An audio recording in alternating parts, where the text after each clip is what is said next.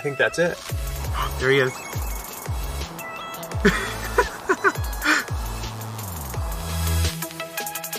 You guys ready? Let's pull it. Ready? 1, 2, 3. Oh. Hey! And JB's on there! 600! 600! Yes! Yay! 600 mile time. That would be just. So here we are, back with the real supercharger.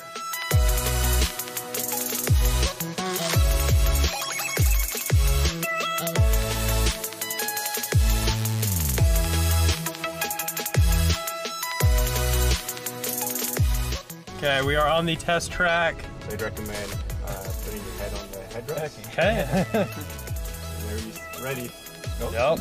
Oh. Oh, there it goes. Oh. Oh, that never gets old either. We have the post-putting production cars here.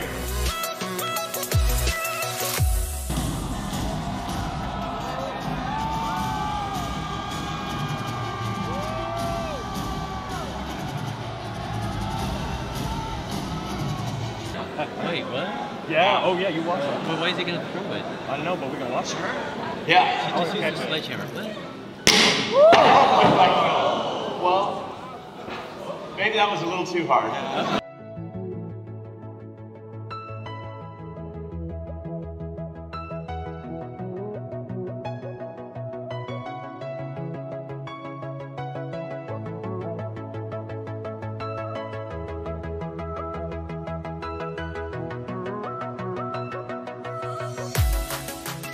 I'm Eric, otherwise known as Derek, here in Shanghai at Gigafactory 3.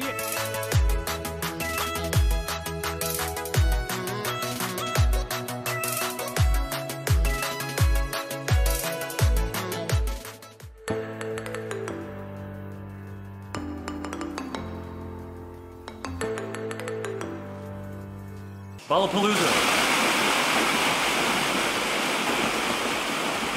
It's like tricks. 3, 2, 1.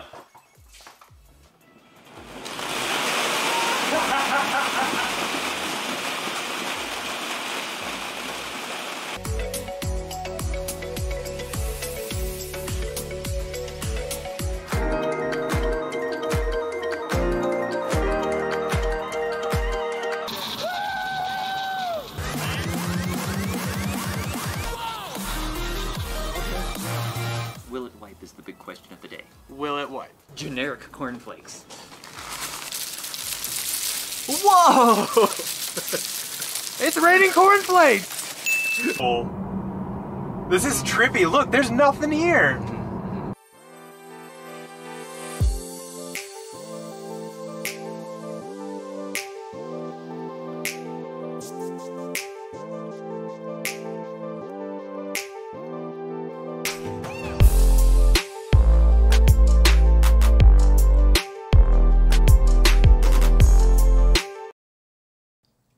Welcome, welcome, welcome. Hopefully everyone's having a great day, a very exciting day. We have the Tesla shareholder stockholder meeting, and then we have some great news with Battery Day coming up. A lot of people in chat. Hi, welcome. If you are new here, nice to see you all. Yeah, a lot of fun stuff coming up. I hope you all are ready. We have our short shorts on. We are ready for this. We have the supercharger lit.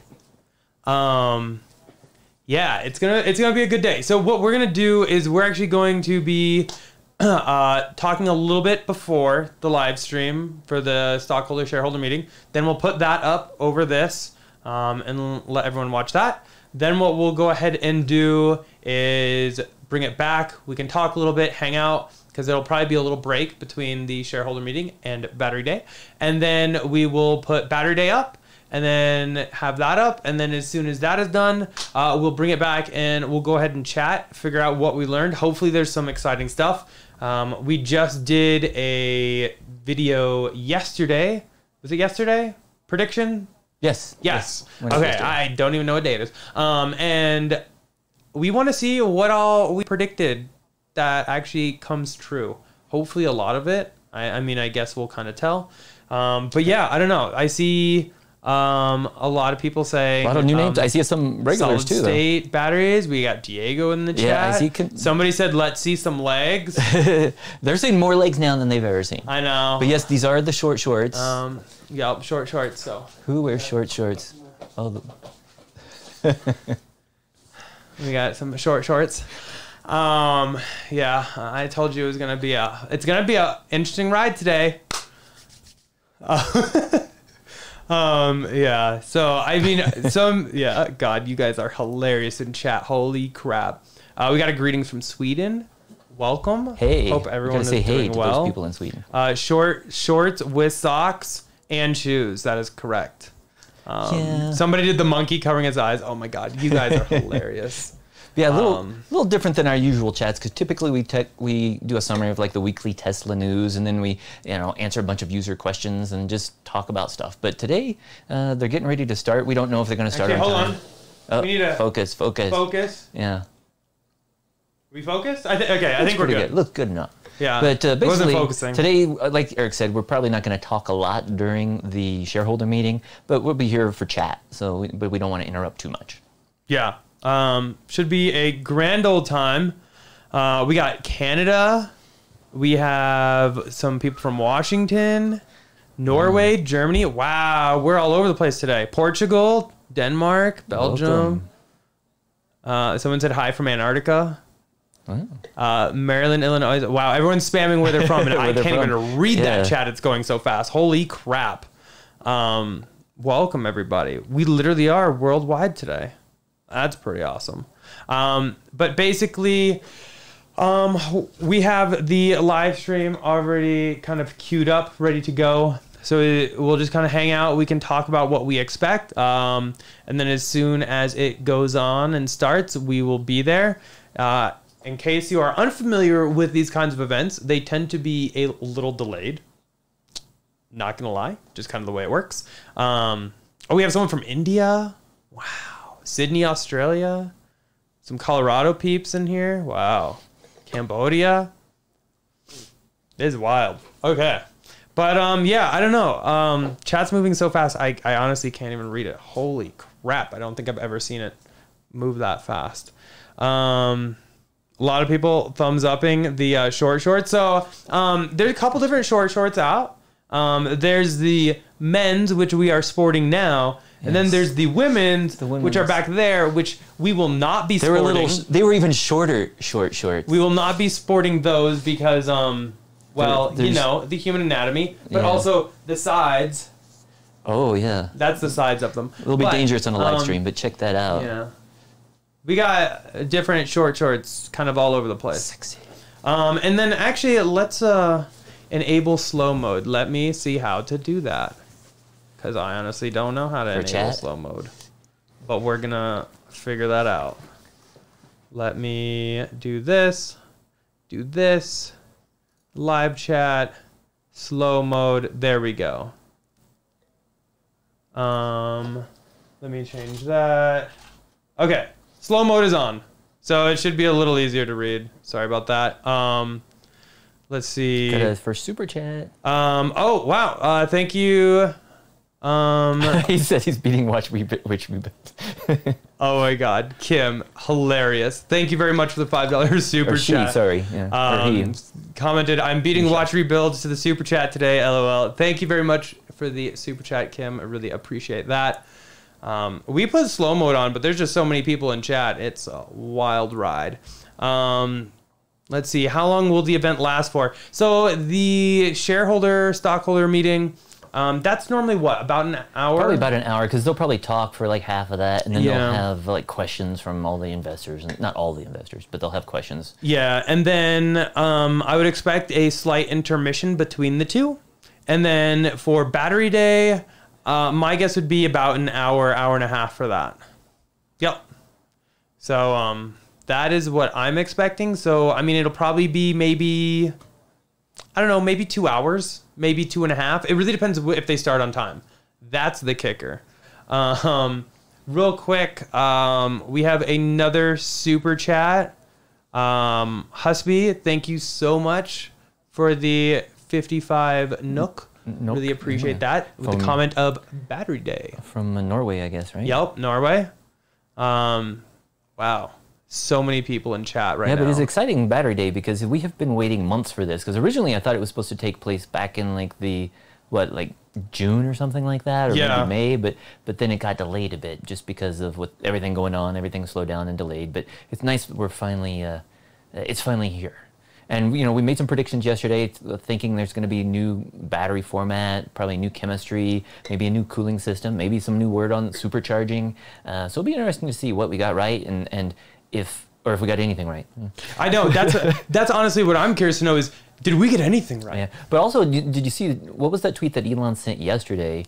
Oh, yeah. Elon basically sent a tweet yesterday stating that, like, what we see today won't be in production till like 2022, I think he said. Yeah. Or maybe late 2021. So it's like, don't like expect it to be immediate, which kind of like throws out my idea of seeing the Plaid S and X tonight, which is kind of a disappointment because I really wanted to see that.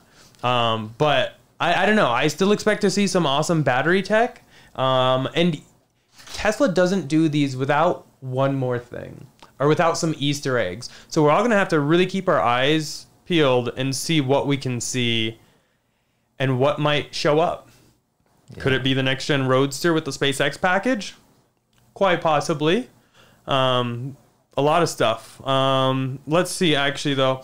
Getting some comments on here to check Tesla share price. We will Looks just... like it's down right now for the day. Yep. So Tesla is currently down, but after hours it's up $3. So nothing that's huge yet.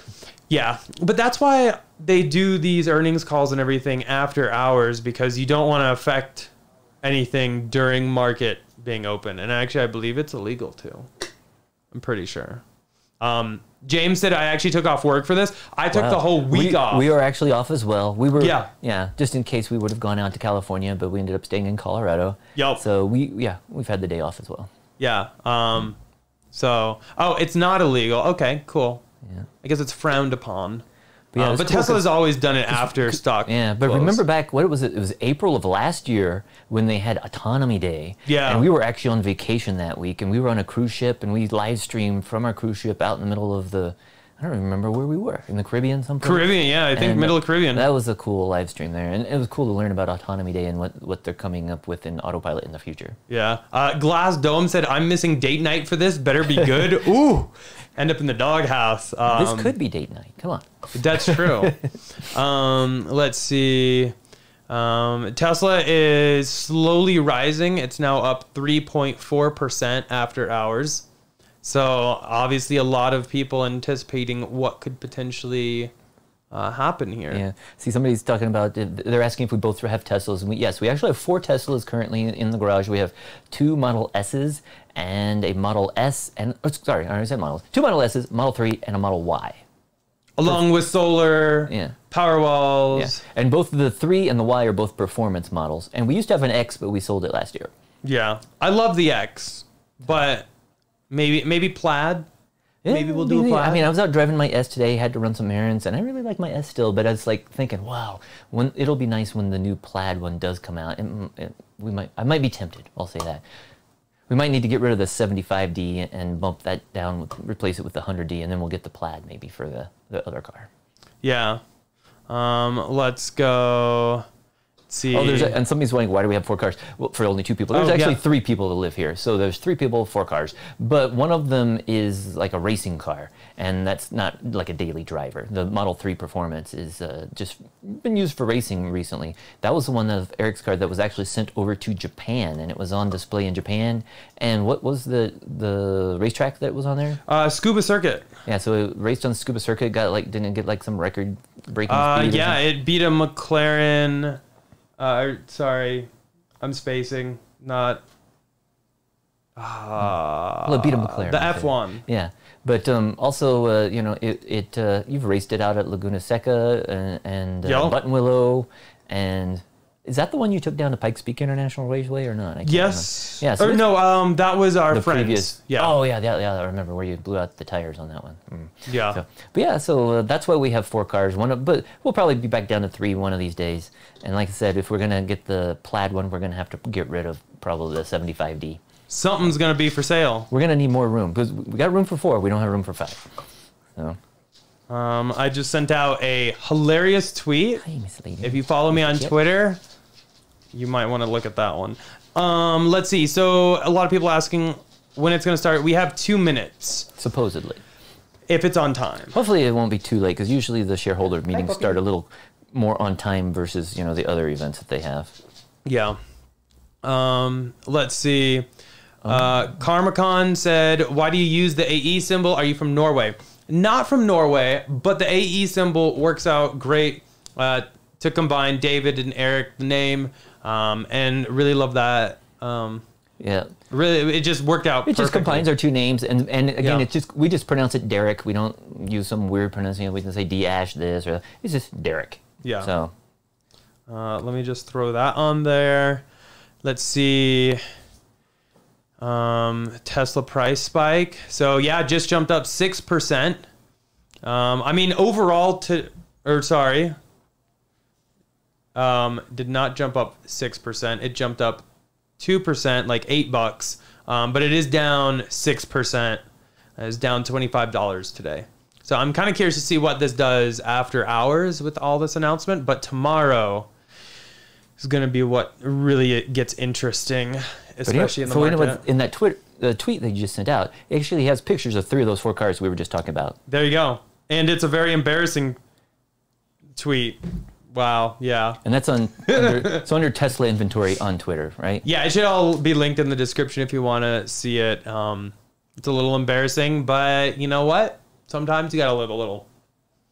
So let's see here. We have 1 minute until the proposed start. This is currently what the screen says. So Are you going to do picture in a picture? yeah. Let's see here. Oh, and It's starting. looks like we have Okay. it. We might be quiet then. We might chime in a little from time to time. Yeah. Let's go live. And if you have questions, sorry if we miss it. There's a lot of people in chat, but we'll bring it up again later, and we will try to get to it. Yeah. If you guys have any questions or anything, because during there's one on everything Gigafactory. we'll probably be pretty quiet. Go ahead and put them in chat, and we'll be typing away there if you have any questions. Do we not have sound? Let me get that for you guys. Yeah, we'll get sound on. So there's the Gigafactory, of course, in the Reno area. Let's see here. Oh, Please stand by. let's see. We should have sound. Can you confirm we have sound, David? I don't hear anything. No. Okay. Oh, none of them have sound. Got it. Oh, This is just video right now. Sound will be coming soon.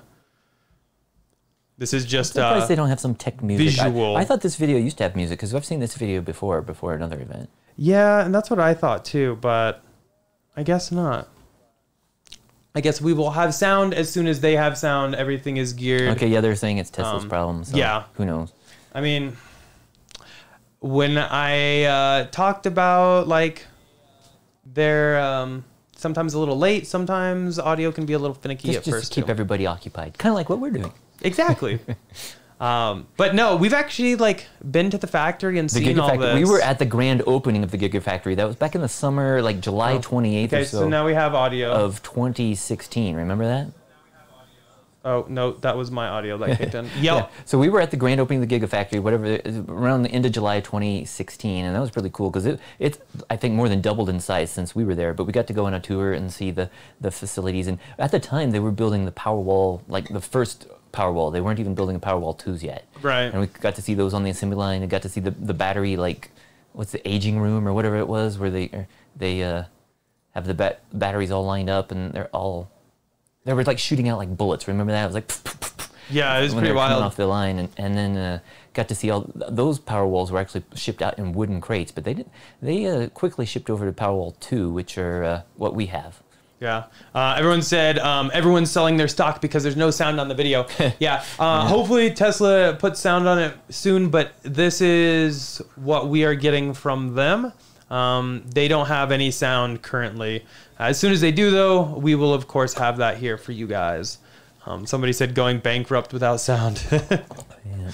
Oh, man. Yeah. Let's see. I don't know. Do you want to move up here, David? Sure. Yeah. Somebody's just asking. Remember our funny story when we were at the Gigafactory? Remember it was in a Love tent. these short shorts, though. Oh, yes. Am I right? Yeah. Well, oh yeah. Check them out. With the It even Tesla says sexy. Tesla logo there. But remember when we were? Oh, do I need to turn this mic off? Oh, yeah. Turn that one off. So when we Or were here, I'll mute it here. Okay.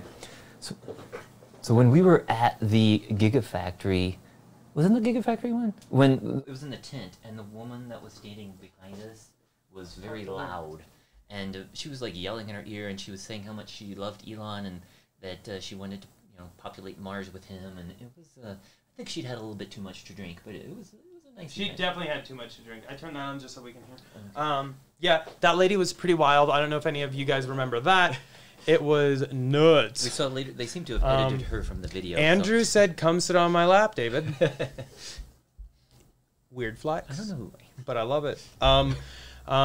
Yeah, currently the video behind us does not have any audio. Hopefully soon. Wow, it feels very weird wearing short shorts. I don't think I've ever worn anything this short. Yeah. Well, I did, but not anytime recently. So. Let's see here. Yeah, this is just like the hold video, so to speak. This is just kind of like we're gonna be coming, but we're not here yet. Elon is a little notorious for being a little late. Well, it's a big event. They get it because after this, they're going to go straight into the Battery Day stuff. So Yeah. James said shorts are very 70s. Yeah. yes, that's what I was. Yeah, shorts. Yeah. Let's see. Martin said, any comments on Nikola? Well, Oh, wow, I yeah. mean, Eric's got a lot of comments on that. I'm sure he's been tweeting about that for weeks. I've been hard tweeting about it. It doesn't look great. That's for sure.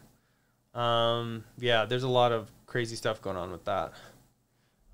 Let's see. Check out the Silver Model 3. We've got one of those in our family group of vehicles. Let's see. We'll throw that up to 1080. Let's see. What about Neo? So I've actually checked out Neo, Andrew, and yeah, I was in China twice, checked him out twice, and Neo, yeah. So yeah. that was like September of last year already. It's been over a year already. We were actually in China at this time last year. China and Japan. Oh, yeah. And basically, Eric went by and saw the Shanghai Gigafactory when it was still brand new. It hadn't even opened yet. They were just getting ready to open it, I believe. Yeah. And then while we were also there, he went and we both toured just one of the Neo stores and got to check out their vehicle. And it was a pretty nice looking car. yeah. Hopefully it starts here in a few minutes. No sound yet. As soon as Tesla has sound, you will all have audio. It is just Within a few seconds.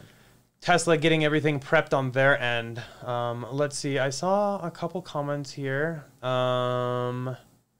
Let's see. Oh, no. Yeah, Sorry. it's I just thought that, it flashed. Let's see. The chat is blocking you Oh, yeah, he on wants to move the mobile. Oh, chat. yeah. I can do that. It's not a problem.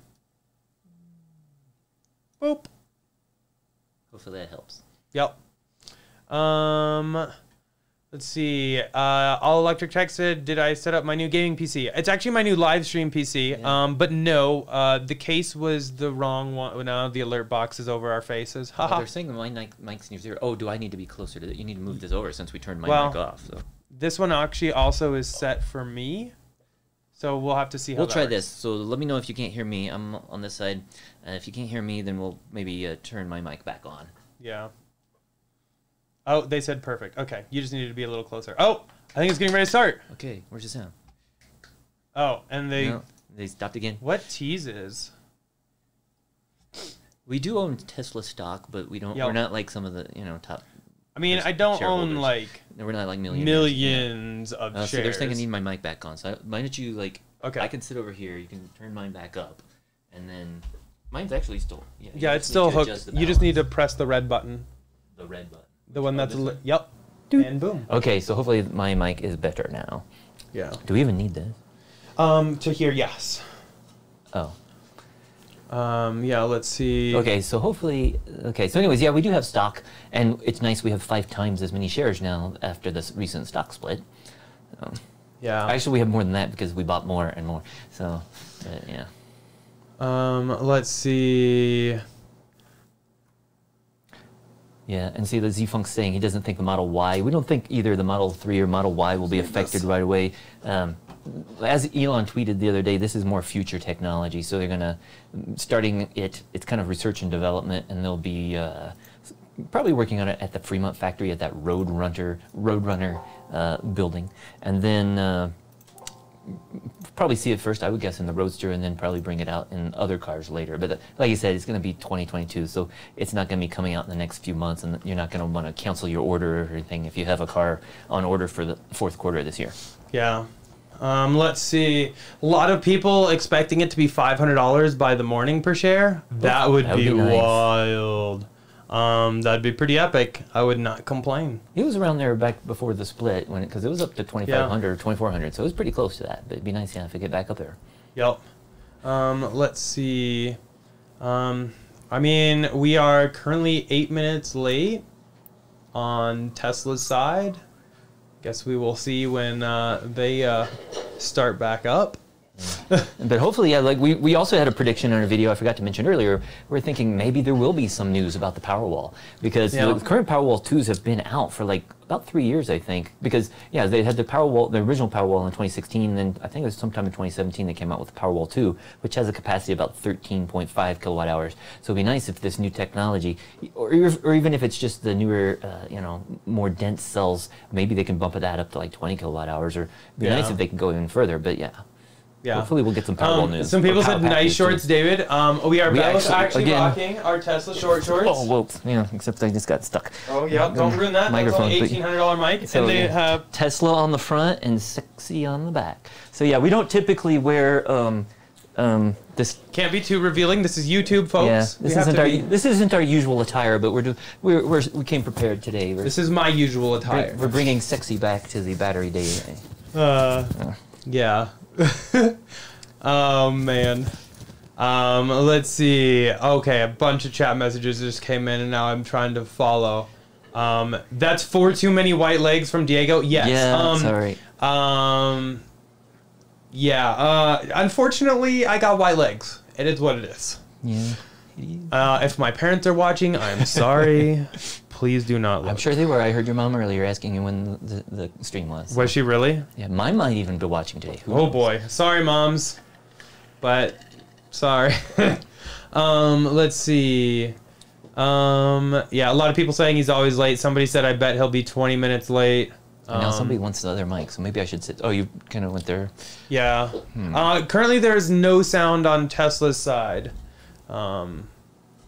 We are still waiting for it to begin.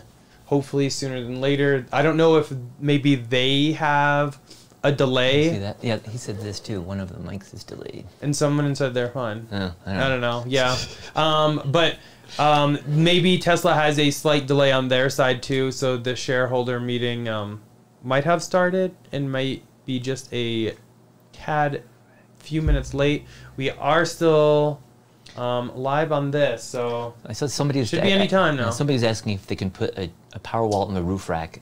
I've never seen a mobile install of the Powerwall yet. I have not either. And technically, to have like the unlimited like 10-year warranty or whatever, you have to have it connected so it can be online. Well, I guess even if it's portable, it could be online. But if you take it off grid, I think there's a shorter warranty. But I'm sure people are going to be doing that in the future, because I know other people are building their own like versions of the Powerwall. So I'm sure we'll be seeing that with real Powerwalls. Yeah. Let's see here. Somebody need a longer charge. Yeah. I mean, I would love to see like Plaid SNX. Sorry, I looked up at my ticker because someone said, AJ said stock is tanking. It was down 5.6% today. Oh, There we go. Where's the sound? we just need sound here. Tesla, can we have some sound? Are you sure? Yep. Tesla sound? Their own live stream does not have sound. Testing.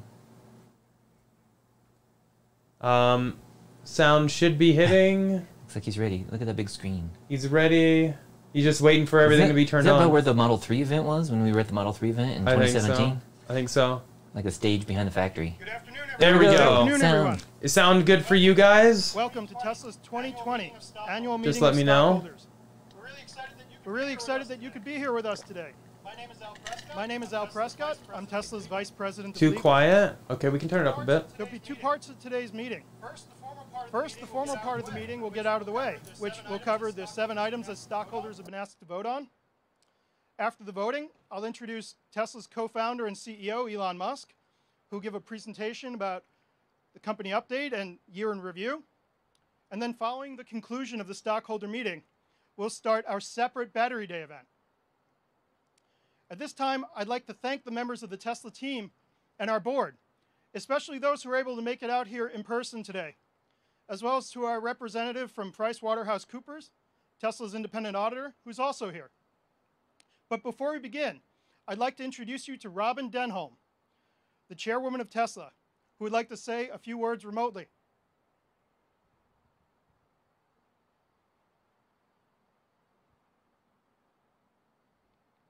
On a Zoom call. Yeah, their audio is really quiet right now. Here we go. So hello, everyone. It's really and quiet. Welcome to the 2020 Tesla shareholder meeting. A special welcome to the many Tesla shareholders that have joined us today in person, as well as online from across the country and around the globe. I wanted to start today's proceedings by thanking you, our shareholders, for your tremendous support over the last year, and especially to those of you who have been with us through our journey over the past 10 years since the company's IPO in 2010.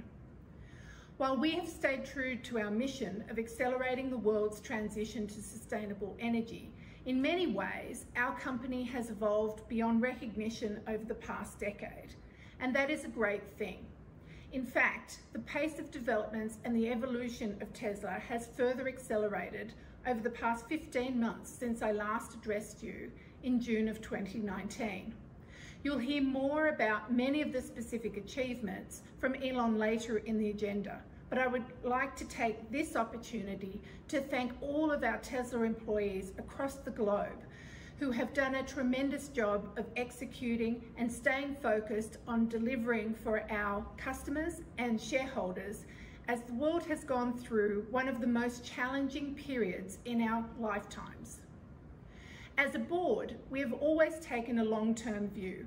We have made decisions and supported decisions made by the management team that may not have seemed obvious at the time, but are delivering and will continue to deliver breakthrough results. But it's also important to remember why we do this. As a company, we are focused on addressing one of the biggest environmental challenges of our generation: how to accelerate the world's transition to sustainable energy. The last year in particular has seen a tremendous increase in momentum in the movement to sustainable energy from both shareholders and the general public. So in addition to developing amazing clean transportation and energy products, we are doing our part by contributing the right facts and information to this important issue. And we released an extended version of our impact report in April of 2020. In this year's version, we have covered in great detail many areas that are important to our shareholders and our customers alike, such as our environmental impact, greenhouse and other noxious gas elimination, our supply chain efforts, especially in cobalt, and our culture and people focus. We hope that by continuing to put this data out there, we will underscore to the world the importance and impact that we are having as a company. Lastly, continuous feedback and input from our shareholders is essential for us to do our jobs, and I would like to thank you for your support in this regard. Many of you have provided me and the team with ideas and insights that we as a board take into consideration as we evolve our governance and company practices. It's especially crucial to the board members as we pride ourselves in adaptability and the diversity of thought and experience that we collectively represent on the board. This brings me to my final two things today. As today is his last shareholder meeting, on behalf of the board, I would like to sincerely thank Steve Jurvetson for over a decade of service to Tesla, the board, and our shareholders. You will be missed. Finally, I would like to introduce to you our newest member of the board, Hiro Mizuno, who until recently led the largest pension fund in the world. He brings a wealth of experience to the board, but let me hand over to Hiro to say a few words. Hiro. Thank you, Robin. Ladies and gentlemen, welcome to Tesla Annual Shareholders Meeting. It is my real pleasure to virtually meet you, Tesla shareholders, people who believe in Tesla's mission and its growth opportunities. I spent all my career in finance and asset management in Tokyo, New York, London, and Silicon Valley. Until recently, I was a chief investment officer of GPIF, $1.5 trillion Japanese public pension fund. And one of my priorities as an investment chief was to promote responsible investments, which aim to make financial returns while pursuing ESG agenda, such as environment and social issues. I believe in the market where ESG is becoming mainstream, purpose or mission-driven businesses will gain long-term investors' support. This is why I was interested in Tesla, where our mission is to accelerate the world transition to sustainable energy. I'm very excited to join the Tesla team on the journey and hope to assist Tesla deliver what investors expect by further enhancing its environmental and social impact. Once again, Tesla shareholders, thanks for your support. I'm looking forward to seeing you in person next year. Thank you. Thanks, Robin and Hiro. I will now call the meeting to order. Please refer to the meeting agenda that has been provided to you and posted also to our virtual meeting site. The time is now 1:49 p.m. Pacific time, and I declare that the polls are now open. We've already received voting proxies from stockholders over the past few weeks, meaning that almost all of the votes that will be counted were already submitted before the meeting. However, if you wish to vote now or to change your prior vote, you may do so through the virtual meeting site. For those that are here in person today, ballots and ballot boxes were available to you at check-in. Tesla's board of directors has appointed Computershare Trust Company to serve as inspector of elections for the meeting. Computershare has taken and signed an oath as inspector of election and has certified that starting on August 13th, 2020, the proxy material or a notice of internet availability of the proxy material were mailed or provided to all Tesla stockholders of record as of July 31, 2020. We have a majority of the outstanding shares represented at the meeting. So I declare that there is now a quorum present and that we may proceed with the meeting. The items on the agenda are as follows. The election of 3 Class 1 directors, Elon Musk, Robin Denholm, and Hiromichi Mizuno, to each serve for a term of 3 years. 2, to approve Tesla's executive compensation on an advisory basis. And 3, to ratify the appointment of PricewaterhouseCoopers, LLP, as Tesla's independent registered public accounting firm for the fiscal year of 2020. Tesla's board has recommended that our stockholders vote for each of the director nominees and for each of those proposals. In addition, we have also received 4 stockholder proposals, as described in the proxy statement. I would like to remind our stockholders that Tesla's board has prepared a statement in opposition to each of these proposals, which appear in the proxy. The first stockholder proposal is an advisory vote regarding paid advertising. Our board has recommended that our stockholders vote against this stockholder proposal. This stockholder proposal comes to us from James Danforth. However, Mr. Danforth has notified us that neither he nor his representative will be presenting the proposal at the meeting today. So we will continue. The second stockholder proposal is an advisory vote regarding simple majority voting in our governing documents.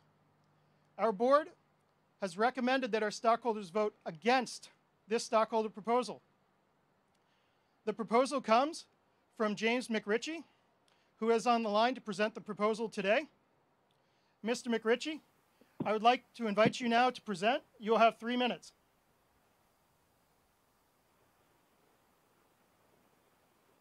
I'd like to thank the board for holding such an innovative hybrid meeting during these difficult times. Proposal number 5 basically asks for a majority voting standard to amend bylaws. I first introduced a proposal on this subject at the 2014 Tesla meeting. Supermajority provisions are generally used to entrench incumbent directors and managers. Academic research finds that reducing such devices is associated with higher returns.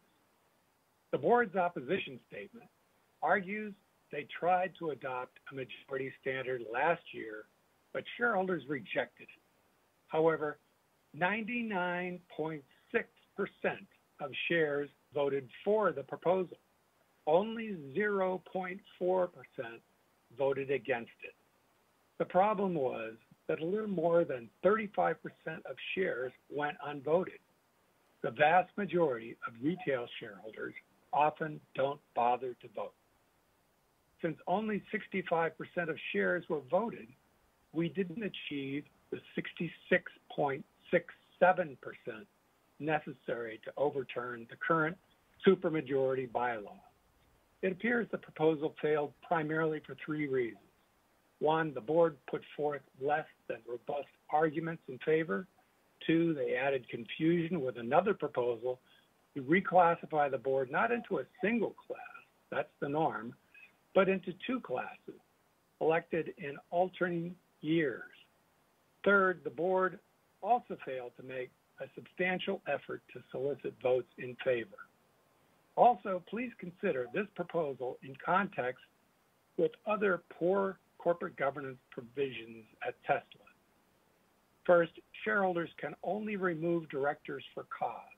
What that basically means is the director has to be caught in criminal activity for shareholders to remove them. Second, because the board is divided into 3 classes, shareholders can only hold individual directors accountable every 3 years. And third, shareholders cannot call special meetings, nor can act by written consent. I hope you will agree. Corporations should not be democratic free zones. Vote for proposal number 5 so that 33% of shares cannot overrule the wishes of 67%. Thank you. Thank you, Mr. McRitchie. We'll now move on to our 3rd stockholder proposal, which is an advisory vote regarding reporting on employee arbitrations. Our board has recommended that our stockholders vote against this stockholder proposal. This proposal comes from NIA Impact Capital, whose representative, Kelly Hall, is on the line to present the proposal today. Ms. Hall, I'd like to invite you to go ahead and present. You'll have 3 minutes.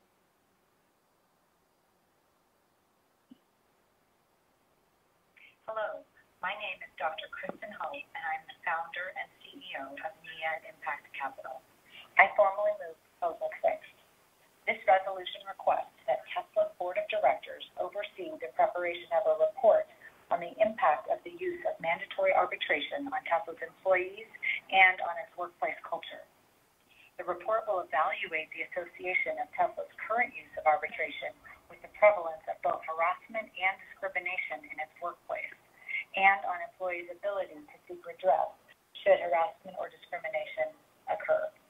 This proposal speaks to the widespread experience of discrimination in the workplace by Black, Latinx, and female employees, despite this discrimination being unlawful under the Civil Rights Act of 1964.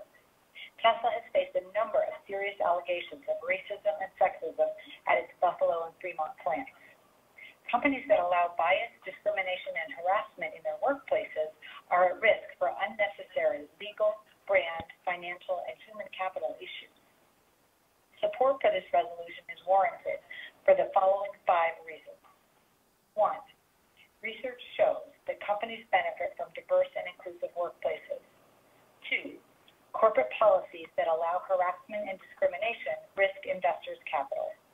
3, the use of arbitration exposes investors to an unknown level of risk. 4, broad concerns exist with respect to fair treatment in Tesla workplace, and Tesla employees have alleged harassment and discriminations on the basis of both race and gender. Tesla, a company investors love for its innovation, leadership, and wise moat, is increasingly lagging behind its peers in its disclosure related to workplace diversity, equity, and inclusion. Unlike the forward-thinking and innovation in its extraordinary product line, Tesla has not shown proactive leadership in building a positive company culture or in addressing concerns about its workplace practices. In these material issues, Tesla lags behind its technology and automotive competitors. The use of arbitration limits employees' remedies for wrongdoing, precludes employees from suing in court, and often keeps underlying facts, misconduct, or case outcomes secret, therefore preventing employees from learning about and acting on shared concerns. Simply stated, arbitration allows bad corporate behavior, like bias, harassment, and discrimination to continue, hidden from employees and investors. To maintain Tesla's wide moat, it is essential that the board seriously assess the implications of the use of arbitration and that Tesla begin to take seriously the need to ensure a fair, equitable, positive, and inclusive workplace. Thank you. Thank you, Ms. Hall. Our fourth and final proposal is an advisory vote regarding reporting on human rights. Our board has recommended that stockholders vote against this proposal. This proposal comes to us from the Sisters of Good Shepherd, New York Province, whose representative, Terrence Collingsworth, is on the line to present today. Mr. Collingsworth, I would like to invite you to speak now. You have 3 minutes for your proposal. Thank you. I'm Terry Collingsworth, Executive Director of the International Rights Advocates. I'm here representing the Sisters of Good Shepherd, New York Province, to present Item 7 on human rights disclosure, which calls upon Tesla to issue a report to describe board oversight of human rights and its human rights due diligence process, including systems to provide meaningful remedies when human rights impacts occur. Tesla faces serious human rights issues, and failure to establish a culture of respect for human rights will expose Tesla to new liability issues and significant reputational injury, all of which will have a material impact on the company and its shareholders. The need to set a new course for human rights compliance at Tesla is glaring. Here are 5 examples of human rights violations occurring now in Tesla's operations. Racism, sexual harassment, and disregard for human safety and dignity harm workers at the Gigafactory 2 in Buffalo, New York every single day, and those workers urge you to remember their experiences in your vote. Tesla has experienced serious labor relations issues at its production facilities and is actively discouraging union organizing. Workers are being exposed to COVID-19 and then are facing retaliation when they ask for greater protections. There are numerous worker health and safety violations as well as wage and hour issues. And finally, there are serious, even deadly human rights violations occurring in Tesla's global supply chains. On this last issue, my organization brought the pending suit against Tesla for using cobalt mined in the Democratic Republic of Congo by young children. I personally met young boys who lost limbs or were paralyzed in cobalt tunnel collapses. Tesla sources cobalt from these very mines, and its claim to have, quote, zero tolerance for child labor in its supplier code of conduct is simply not true.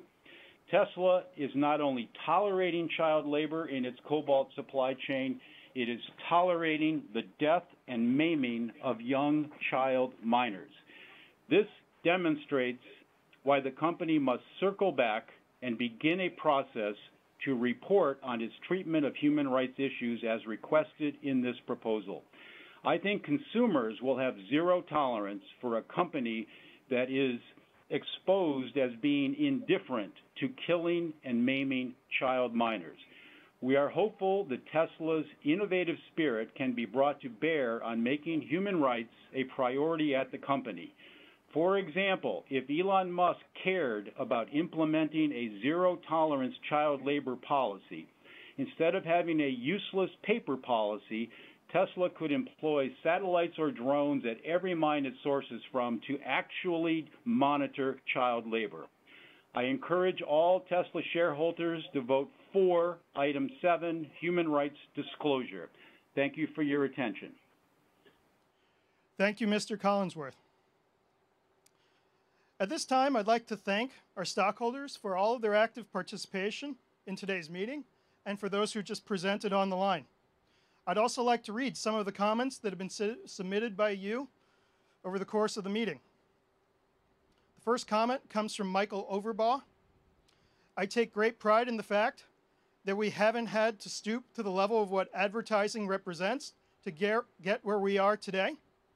I'd hate to give in to that kind of temptation now, when we're so close to becoming a household name that's based solely on our merit alone. But if assets do end up having to be set aside for marketing, I'd like to suggest that rather than shoving ads down the customers' throats, we establish some sort of hardcore nationwide campaign and event with the goal of getting as many people as possible behind the wheel of a Tesla for an introduction drive. It's well known how far just doing that alone goes to converting people into fans. A line I recently ran across says, "You can talk all about the specs as much as you want, but when it comes to buying a car, what ultimately puts butts in seats is the feeling that the vehicle gives you." By demonstrating that Tesla clearly has both the specs and the feeling, what more needs saying? Our second comment comes from the United Steelworkers on behalf of the Clean Air Now Coalition of Western New York by Sabrina Liu. Proposal, and it reads as follows. Proposals 6 and 7, up for vote this year, are the results of widespread concern about mistreatment of Tesla workers at U.S. factories and across the supply chain. It is clear that Tesla is not interested in addressing the harm they have caused to their workers, as their board is advising shareholders to vote against the proposal. We're urging all shareholders to vote in favor of Proposals 6 and 7. And on behalf of our workers at the United Steelworkers here in Western New York, and for Tesla employees across the country and across the global supply chain, while this doesn't repair the harm that's already been caused to countless employees, nor repair harm to children and communities forced into slave labor in the DRC, they represent steps towards a more just workplace at Tesla. This concludes all of the comments. Thank you all for your participation in the comments. We'll now have a final opportunity for any of you to submit proxies in order for them to be counted. So I'll pause and wait for a moment for you to do that.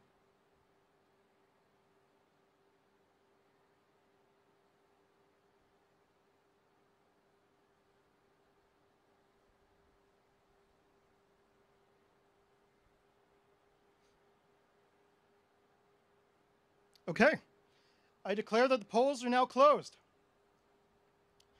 So based on the proxies that we have previously received, I'd like to announce on a preliminary basis that our stockholders have approved the recommendations of Tesla's board on all agenda items, other than the stockholder proposal for an advisory vote regarding simple majority voting in our governing documents.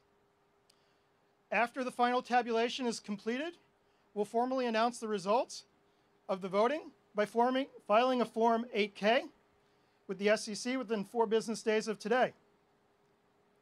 This now concludes the official business of Tesla's 2020 Annual Stockholders Meeting, which is now adjourned. Next, we will have a company update and a year in review presented by Elon, and then we will start our Battery Day event. During the course of those following sessions, We may discuss our business outlook and make forward-looking statements. Such statements are predictions based on our current expectations.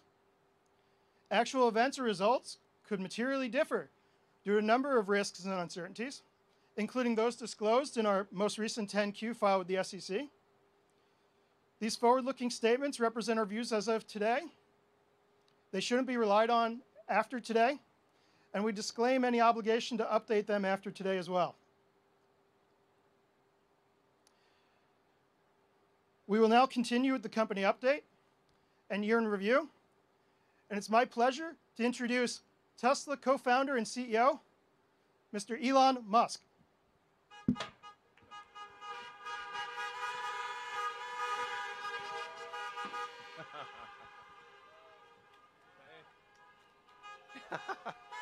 Hey everyone.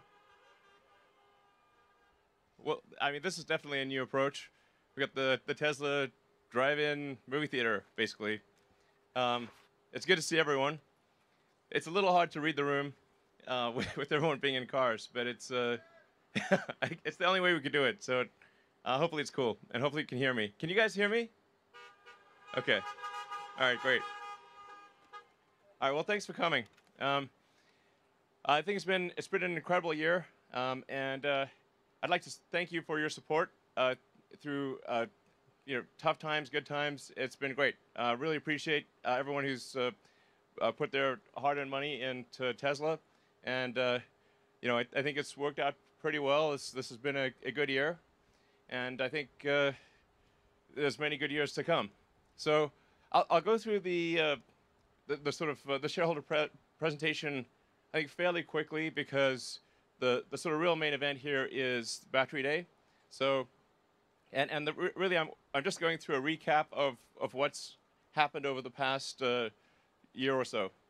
I think starting from in terms of our ability to create a factory, huge kudos to the Tesla Shanghai team for being able to go from literally a dirt pile to volume production in 15 months. It's like, damn. Yeah. So, and I think something that's really quite noteworthy here is Tesla is the only foreign manufacturer to have a 100% owned factory in China. So this is often not well understood or not appreciated, but to have the only 100% owned foreign factory in China is a really big deal, and it's paying huge dividends here. So we really wouldn't have the results that we have had this year without the great efforts of the Tesla China team. So I'm super appreciative of that. And we'll see the Shanghai factory continue to scale quite a bit from where it is right now. I think we really could expect that to be, over time, a factory that produces over 1 million vehicles a year. Yeah, it's cool. So let's see. So we also reached in the past year volume production of the Model Y, and this was the smoothest launch that we've ever had. So I think we're definitely getting better at new vehicle launches and building factories and scaling production. As you've heard me say before, it's the hardest thing is scaling production, especially of a new technology. It's insanely difficult. Making a prototype is relatively easy, and if I think like what is the real achievement of Tesla in sort of car company terms, it's like it wasn't making sort of exciting prototypes. It was that Tesla was really the first company in about a century in the U.S., the first U.S. company in the U.S. to reach volume production and be sustainably profitable. Like the crazy thing is this has really not happened in 100 years. That's the actual super hard part. And we now have 4 vehicles in volume production, S3 XY. So also the toughest joke I think maybe ever. It was a very difficult joke to make. So we also introduced the lowest cost solar in the U.S. It's only $1.49 a watt, and we really just simplified the whole value chain So reduced sales and advertising, got rid of a bunch of unnecessary costs, and really are just relying upon the fact that it's just the lowest cost, most efficient solar in the U.S., providing both retrofit and the solar glass roof, which I think is a really great product, a hard product to make work, but it will be a major product line in the future. And we also got 4 consecutive quarters of GAAP profitability, which was very difficult. Yeah. So, and certainly a testament to the hard work of people at Tesla. I mean, to do this in extremely difficult times against a wide range of adverse circumstances was insanely hard, but we got it done. So, and I think the future is looking like I think very promising from sort of an annual profitability standpoint. So, in order to achieve, in order to sort of do well financially, you really need economies of scale, and you need ideally the best technology. And I think we've had the best technology for a while, but now we are also achieving economies of scale. So, and we're also rapidly improving autonomy, which is a massive value add to each car. So, you know, I think the value of Tesla is going to be like total, just on the vehicle side, total vehicles produced times the value of autonomy. That's a way to think about the future value of Tesla. We also have consistent free cash flow generation. This is really important for growth. And a key element here is tightening up the time from when a car is ordered to when it is built and delivered. So for a company that's growing rapidly, it's extremely important to tighten the supply chain and to have from when parts arrive, put it into a car very quickly and deliver the car very quickly to the customer. And if you can do that inside the sort of your kind of payables timeline, then the faster you grow, the more cash you have. Or conversely, if you're unable to do it within your payables timeline, the faster you grow, the less money you will have, which is obviously bad. It's for a capital-intensive situation. So just tightening up and having the parts move very quickly to the factory, put it in a car, get it to a customer, makes a massive difference to cash flow generation. And I mean, that's why it's extremely important to have a factory in each continent. Because if you don't at least have a factory in the continent, it is impossible to achieve this.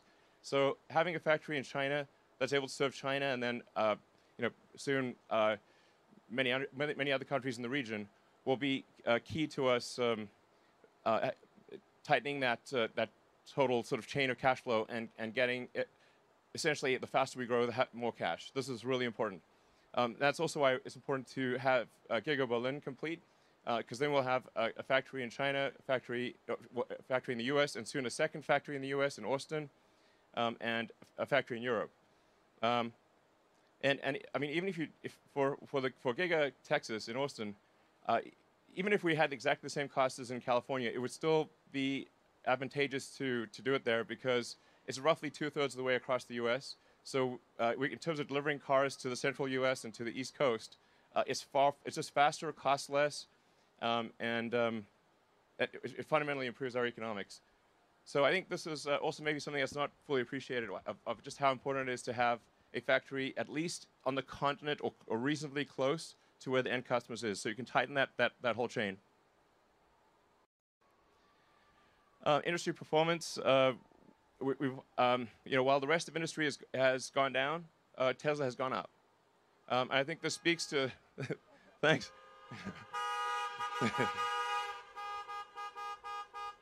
And so I'd like to thank all the customers for taking a chance on Tesla and buying our product, and really hope you're enjoying it.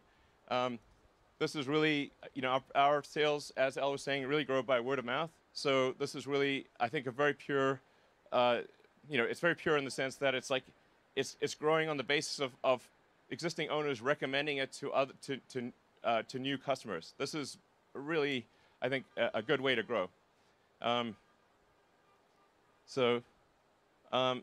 then in 2019 we had 50% growth, and I think we'll do really pretty well in 2020, probably somewhere between 30 to 40% growth, despite a lot of very difficult circumstances. I mean, there's so many, pandemic, wildfires. It's like a whole bunch of difficult production issues. But thanks to the hard work of the Tesla team and a lot of innovative approaches to overcoming issues, we're able to still see significant growth in one of the most difficult, in fact, I'd say probably the most difficult year of Tesla's existence. So, and we also published our extended impact report. At Tesla, we try very hard to do the right thing. If the right thing does not happen, it's just because we maybe made a mistake or weren't aware of it. But we always try to do the right thing to the best of our ability.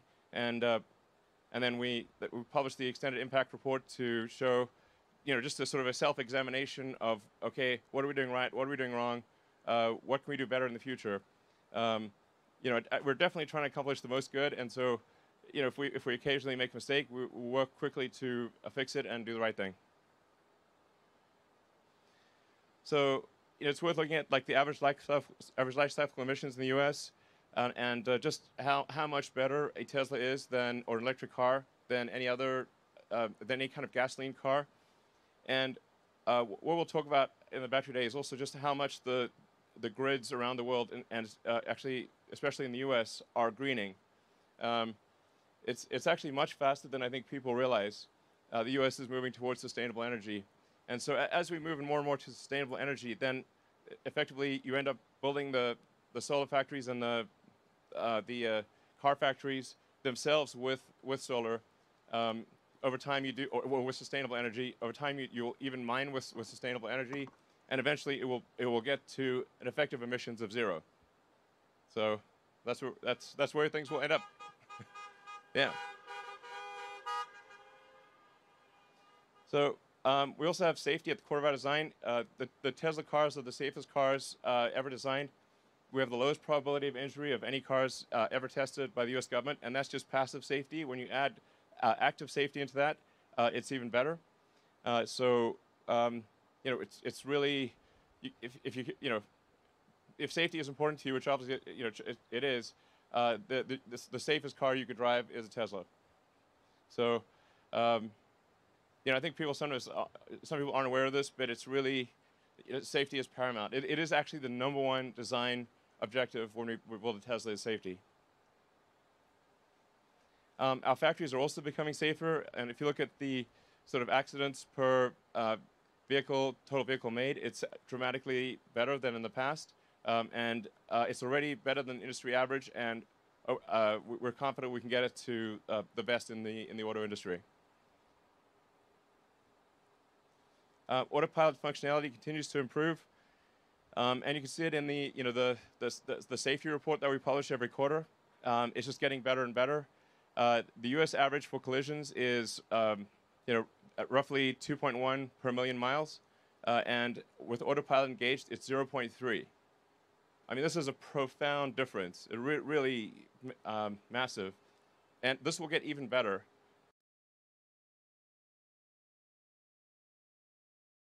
The probability of an accident, especially the probability of injury, to 10 times better than the industry average, like an order of magnitude better. So that's just a lot of lives saved and a lot of injuries avoided.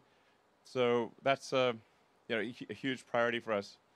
On the autopilot front, I think it's kind of hard for people to judge the progress of autopilot. I'm driving, as a matter of course, I've always done this. I drive the bleeding edge alpha build of autopilot, and so I sort of have insight into what is going on. Previously, about a couple of years ago, we were kind of stuck in a local maximum. So we were improving, but like the improvements kind of started tailing off and just not getting where they needed to be.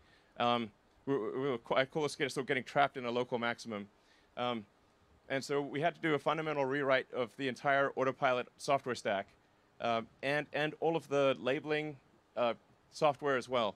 So we're now labeling in 3D video. So this is hugely different from the previously where we were labeling essentially a bunch of single images from the 8 cameras, and they would be labeled at different times by different people. And some of the labels, you literally can't tell what it is you're labeling. So it basically made it sort of in some cases impossible to label, and the labels had a lot of errors.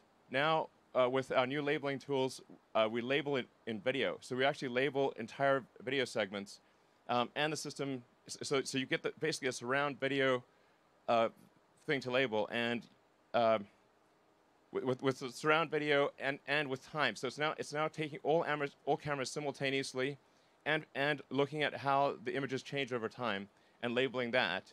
And then the sophistication of the neural nets in the car and the overall logic in the car has improved dramatically. I think we'll hopefully release a private beta of Autopilot, or the full self-driving version of Autopilot, in I think a month or so, and then people will really understand just the magnitude of the change. It's profound. So yeah. Anyway, so you'll see it's just like a hell of a step change. But because we had to rewrite everything, labeling software, just the entire code base, it took us quite a while, and the sort of new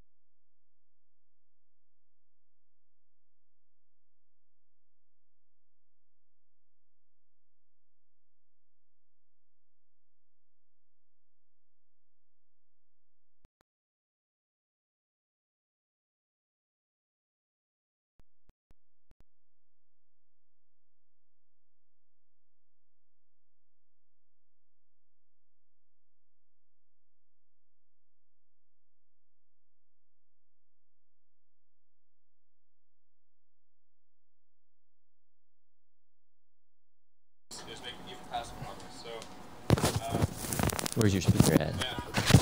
Right over there. Sorry, getting sound back. You know, with each factory, what we're trying to do is also improve the manufacturing technology. So it's you know, in some cases, like the Model Y made in Berlin might look the same, but it actually is made in a much more efficient way. And yeah, we'll talk about that later in the battery presentation. Yeah, we launched Megapack. It's 3 megawatt-hours all-in-one energy storage solution. So it's been great overall. Do you need to reboot? Yeah. All right, and I think that's basically it. Right? All right, thank you. Just don't do it. All right. Well, thanks everyone for coming, and we'll be back in a little bit to go through the battery stuff. And there's a little bit more, in addition to the battery stuff, we got a few extras as well. So I think you'll Extras. really like what we have to say on batteries. The battery stuff we're going to talk about is truly revolutionary and essential to Tesla's goal. The fundamental good of Tesla. It's like if you look back in history and say what good did Tesla do? The good will be to what, by how many years did we accelerate sustainable energy? That's like the true metric of success. It matters if sustainable energy happens faster or slower, and so that's really like how I think about Tesla and how we should sort of assess our progress. By how many years did we accelerate sustainable energy? And what we're going to talk about with batteries and a few other things will really explain how we're going to make a step change improvement in the acceleration of sustainable energy. Thank you.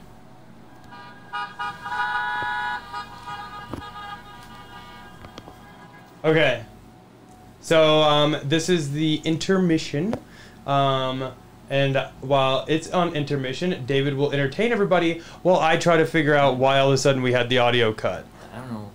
So I'll work on that. You can use your mic now. Yeah, and did you guys like the honking, by the way? Honking was pretty dope. Not gonna lie. Yeah. Oh. What? No, we're good. Just kidding. Sorry. Oh, did you just, is it work? Is Yeah, that? yeah. No, we're good. So it was, well, the audio is working? No, our audio's working. Oh, okay. The other that's thing nice. wasn't. So yeah, we had a little technical difficulty there. Sorry about that. Fortunately, it was towards the end. Wow, wait, look at all these people popping out of the cars.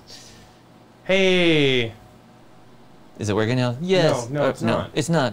Oh, there it is. I see. Okay. Say, hey, what? So all these people getting out of the car, not socially distancing. They're not like all Just congregating yet. Well, those two. Somebody said booty shorts again. Oh no. So here we go. Oh, wait, I saw some. Booty shorts. Yeah, sexy.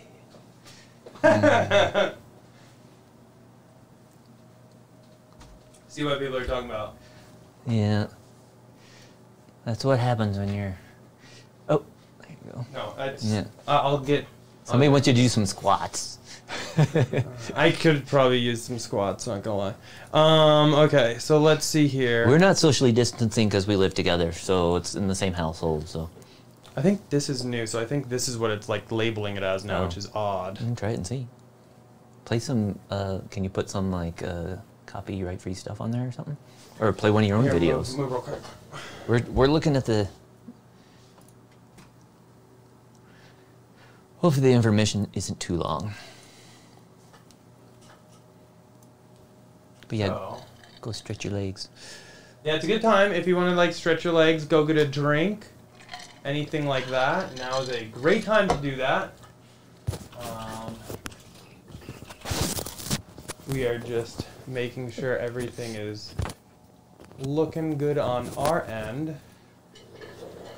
Now I'm gonna play something real quick, and then if you guys can tell me, if you can. Wait until after the ad, though. Oh no! Oh, of course. Can you guys hear that? Because it doesn't look...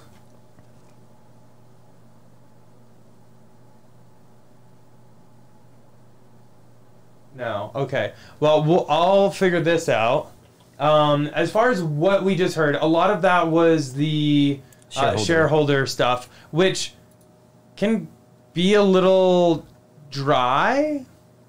Is that a good word? The interesting stuff's coming up. Don't worry. That's the battery stuff. But this is a typical, they have their quarterly meetings and they just talk about, major changes and earnings per share and all that stuff. And then they typically have questions. I'm surprised they didn't have any questions this time. But I guess it's because they want to get right into the Battery Day event. Yeah, exactly. Let's see here. Let me see if I can fix this. Can you talk to Chad? Oh, yeah. Like answer questions? Or just say anything? Yep. But yeah, hopefully it'll just be a few minutes and then we'll be getting to that. But it'll be interesting to see how it compares to the Autonomy Day presentation that they had last year in April. Here, why don't you sit back there so that I can put the camera on you? So. Whoa. Yeah, yeah, watch it out. We got mics. What's going on? We got mics on mics. Okay. Let's do this. we will put the camera back over here. They're gonna focus though. I think it will. Sweet. So yeah, if you want, you can just like read chat. Okay. And while I try to fix this.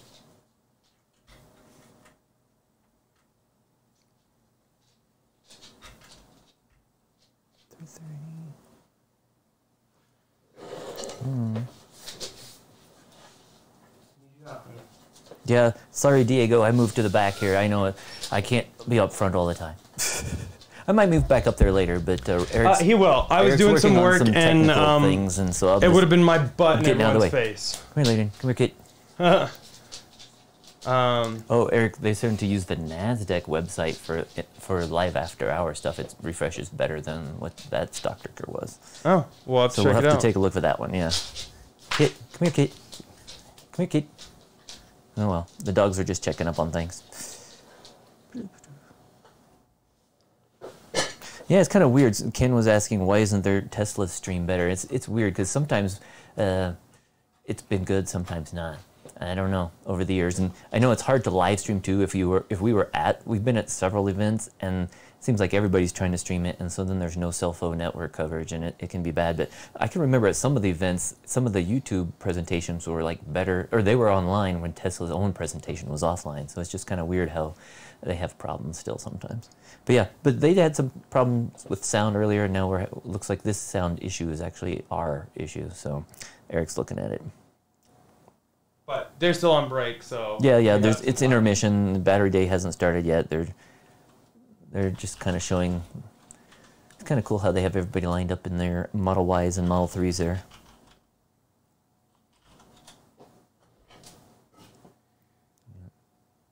Some people are talking about the stock price that could potentially open up, like 400 plus or 450 plus, maybe 500 tomorrow. Yeah.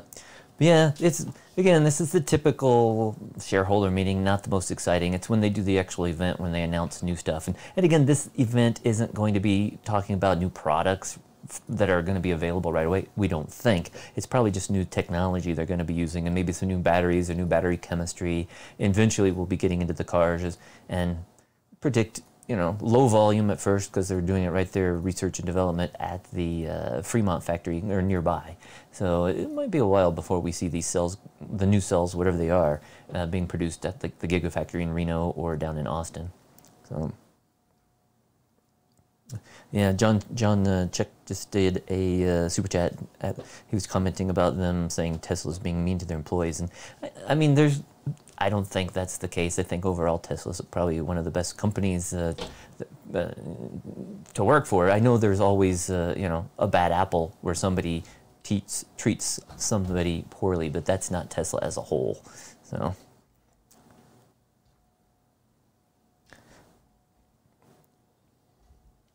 But everyone we know that works for Tesla is super happy. Yeah, with they them. all love it. Yeah. Hey, the audio finally came back. So you found the technical issue? Yeah. So try the test video then. Okay, so if I can get a thumbs up in chat. We need 5,000 thumbs up if you hear the audio. If you guys can hear add this. information eventually to kind of catch these moles. Can we get a I don't thumbs know. up? Can you hear But this? Basically, what they got pictures of, they kind of called it hear the video? biscuit tin, and it is Cool. something that is Okay. I don't know why, but for some stupid reason, it lost my capture card in the audio choices. Wow, that's a lot of thumbs up. Holy crap. I told them everybody needs a thumbs up. For some stupid reason, it lost the audio. I have no idea why, but we have the capture card all working again. Sorry about that. That is why I'm building a new streaming PC, because of stupid little minute issues like this. And so the streaming PC, I actually have like all the parts, but the case I bought, I guess I bought the wrong case and it's too small for my motherboard, so I need to reuse the other case, and it's hard to reuse that case when we have to live stream. So, let's see, we got another super chat. Quick Ice Car Reviews, thank you so much for the $5 super chat. Did they have to tell everyone Tesla Bjorn to pee in the bush? Oh my god. Is Bjorn there? No, I don't think so. I don't he know might what, just be live streaming. I don't know what. Oh, okay. That's funny. Maybe that's a saying, and I just don't get it. beats Did me. you find, go to the NASDAQ site. Somebody said like the blue NASDAQ site or something. We can check that. Live after hours streaming. It probably refreshes. Kind of like when you go to like Fidelity or other things, you get the live updates. Let's see here. We go, oh, I clicked the wrong thing. If we go to live after hours. That's not what I wanted. Oh yeah, up top. Yeah, okay. and see, somebody's saying they can hear us, but they hope they can hear Elon again. Yeah, we fixed that issue, so we will have the audio again once they start back up on the stream. Do you have? Can you do like the picture-in-a-picture showing the Tesla's stream, Eric, so that You bet. you're not missing anything? Or do it the other way. You can make ours bigger and they're smaller, whatever. But right now they're not doing anything. There's kind of an intermission. They finished the shareholder meeting, sorry, and they're getting ready for Battery Day. And here you can see the Tesla. I don't know how to get rid of that stupid feedback thing on the NASDAQ website. That's what I don't like. If you push F12, well. I mean, I don't want to get. Yeah, we'll do it some other time, yeah. But that's basically where it's at right now. Actually, here I can probably get rid of that. Yeah, there we go. Well, maybe. Let's see here. We've got a ton of little windows going on here.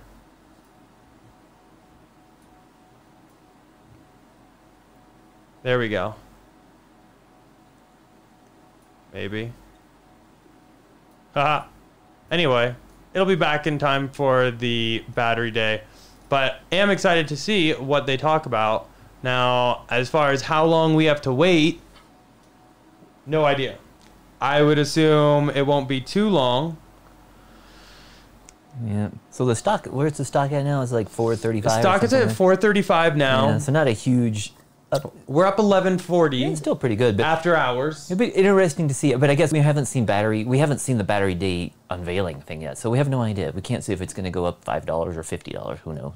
Yeah, But true, very true. Hopefully they've got some major, technology that's going to be like 10 times the energy density or something like that, and then that would be pretty awesome. And then we could have a 1,000,000-mile battery, and we'll see. Now we can go ahead and make that somebody said live. they were telling people to get back in their cars, so maybe they're getting closer. Oh. Yeah, people are going back to the cars. Can you see on the video? Yep.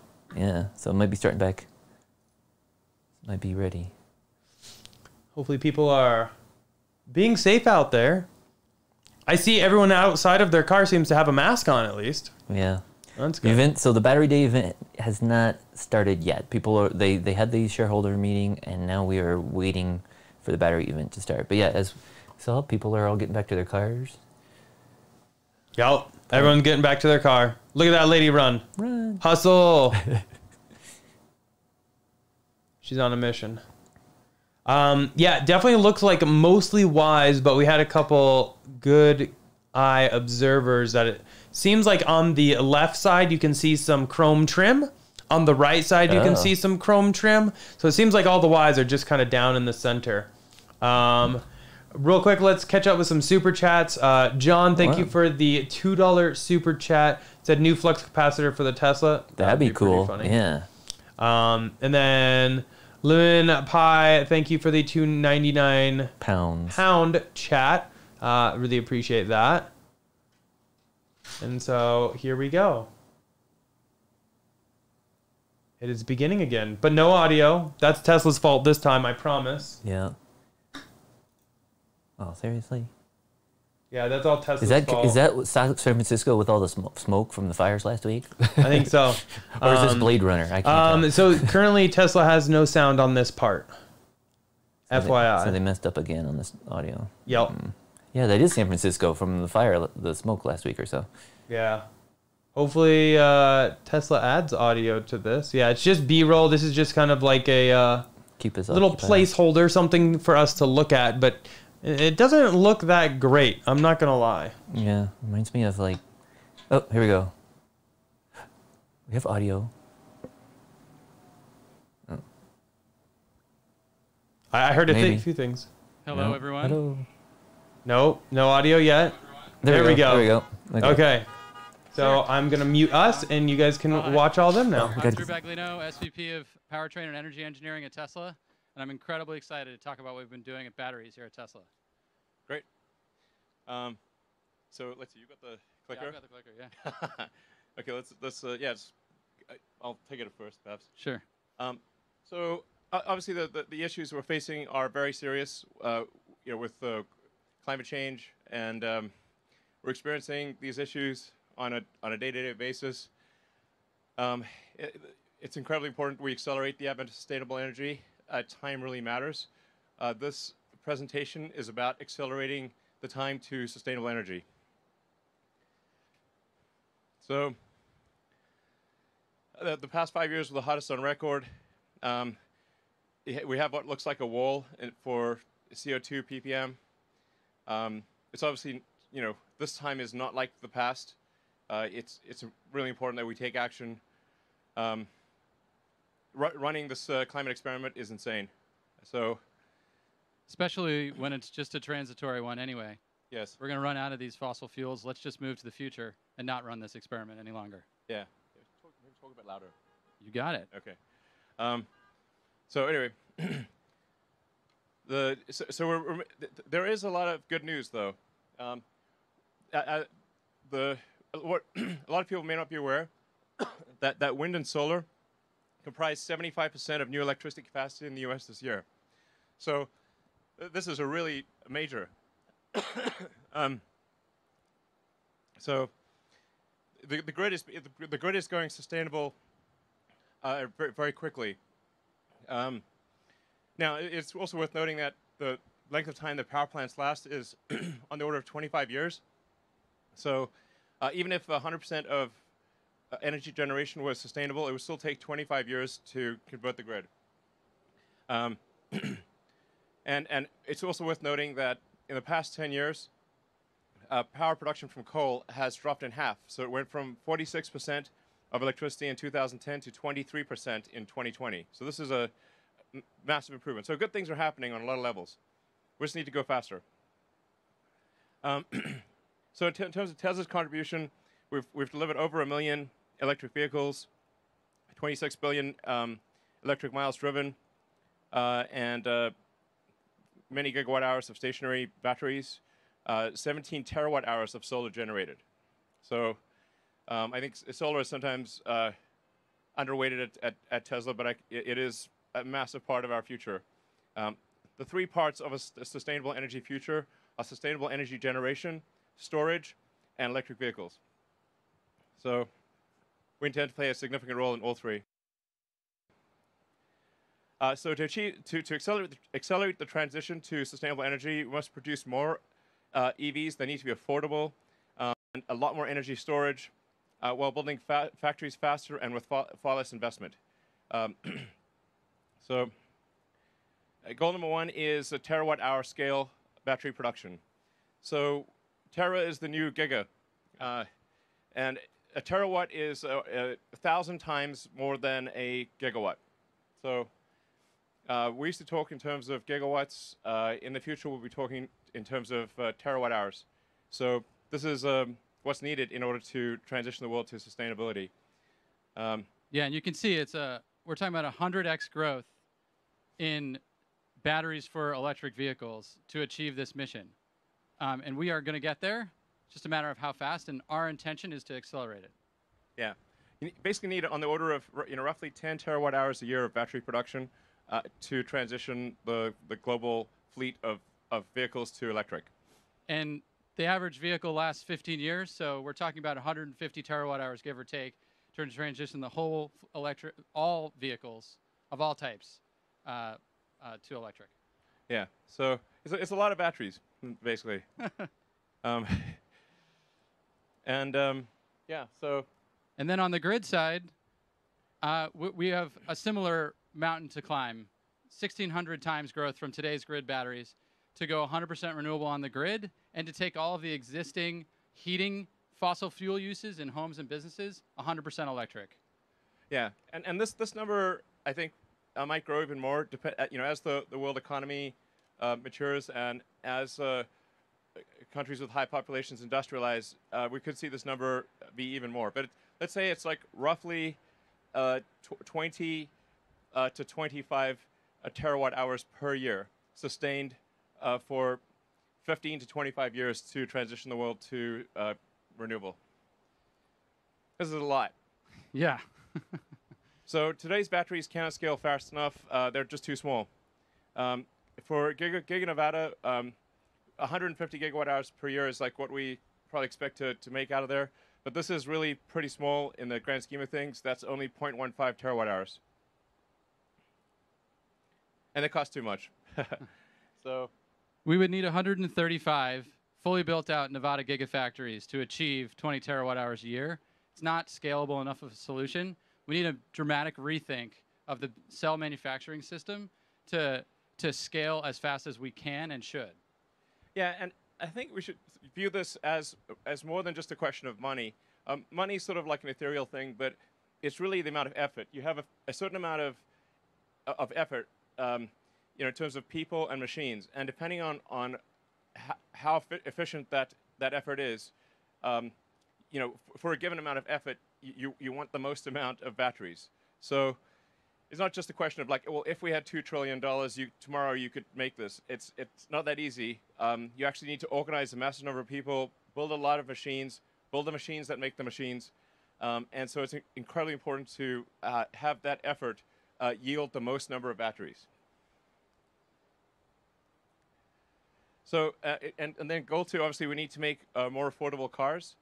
I think one of the things that troubles me the most is that we don't yet have a truly affordable car, and that is something that we will make in the future. But in order to do that, we've got to get the cost of batteries down. We've got to make, and we've got to be better at manufacturing, and we need to do something about this curve. The curve of the cost per kilowatt hour of batteries is not improving fast enough.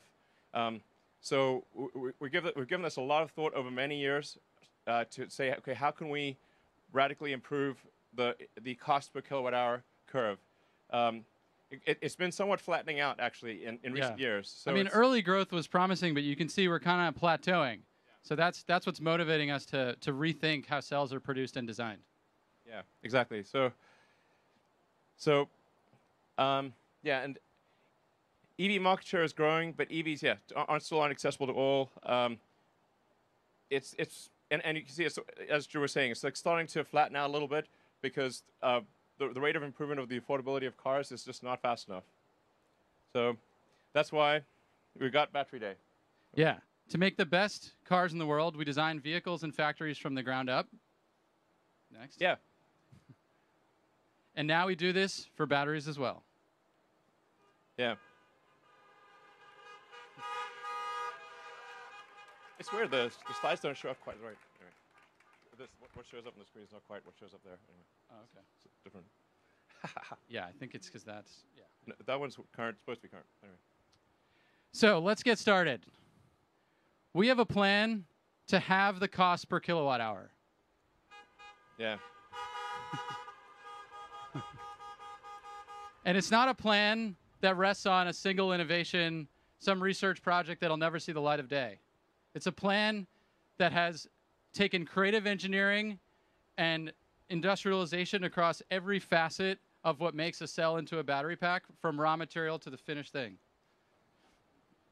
And we're going to go through that plan with you today, step by step, and build up how we get to these goals and how we accelerate this transition and make our vehicles and our grid batteries more affordable. Yeah, I mean, we basically thought through every element of the battery, well, almost every element. There are a few more elements that we won't get to today, but we will get to in the future. Yes. So first, before we get too far into it, let's talk about what is in a battery cell.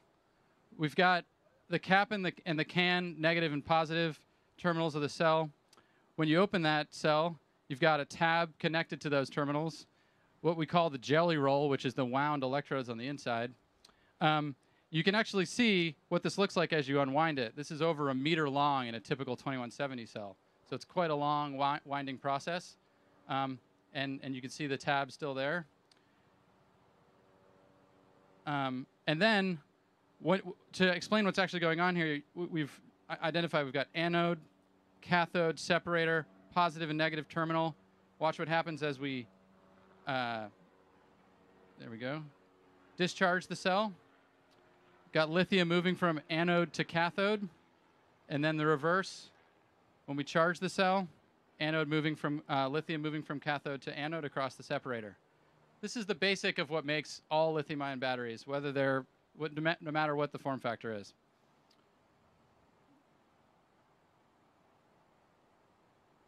And when we look at what's happened to date, at least in our products, we've moved from the 18650 form factor to the 2170 form factor through great collaboration with our partners, Panasonic, new partners like LG and CATL, and probably others in the future.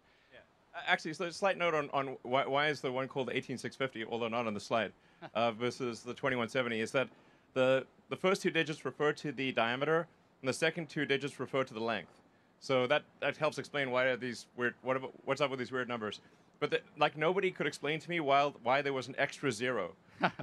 So I said, like, okay, well, we're deleting the zero that nobody can explain in future form factors. So that's why it's technically like the 18650 bizarrely. But going forward, it's the 2170 because we just got rid of the extra zero because it's pointless. And this was a evolutionary step, going from 1865 to 2170, bringing 50% more energy into the cell. But when we look to the ideal cell design, if we were to do it ourselves, we need to go beyond just what we're looking at us in front of us, and study the full spectrum of options. So as you can see, we kind of swept the key figures of merit, how much we can reduce the cost, and how much vehicle range increases as we change the outer diameter of the cell. We found a sweet spot somewhere around 46 millimeters. But it's not just about a bigger form factor. Like anybody could make a bigger form factor. Any fool could make a bigger form factor. We not any fool. Yeah, exactly. There are problems as you make cells larger. In fact, supercharging and thermals in general become really challenging as you make bigger cells. And this was the challenge that our team set our sights on to overcome. And we did. We came up with this tabless architecture that maybe you've heard about that basically removes the thermal problem from the equation and allows us to go to the absolute lowest cost form factor and the simplest manufacturing process. And this is what we mean when we talk about tabless. It's kind of a beautiful thing.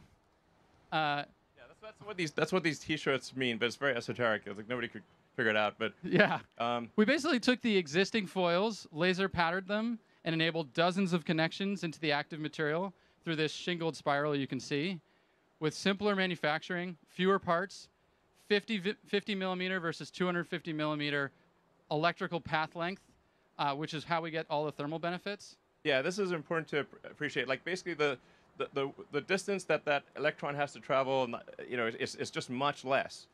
So you actually have a shorter path length in a large tabless cell than you have in the smaller cell with tabs. This is a big deal. So even though the cell is bigger, it actually has more power. The power to weight ratio is actually better than the smaller cell with tabs. This is, again, like this is quite hard to do. So it's nobody's done it before. And it really took a tremendous amount of effort within Tesla engineering to figure out how do we make a freaking tabless cell and have it actually work and then connect that to the top cap. And it's there's a whole bunch of things that we're keeping a little secret sauce here that we're not telling everything. But sometimes what's elegant and simple is still hard, and it took us a lot of trials, but we're happy where we ended up. Yeah, I mean everything's simple in recollection. After you simple, everything it's hard until it's discovered, and then it's simple. So anyway, but there's a lot of really cool things going on that enable tabless, and it's really due to a really great engineering team. Drew and the rest of the team have done amazing work in achieving this tabless construction. And it sounds, I think it may sort of sound a bit silly to some people, but this is like, for people that really know cells, this is a massive breakthrough. For cylindricals to be able to get rid of the tabs dramatically simplifies winding and coating. Yeah. And has an awesome thermal and performance benefit.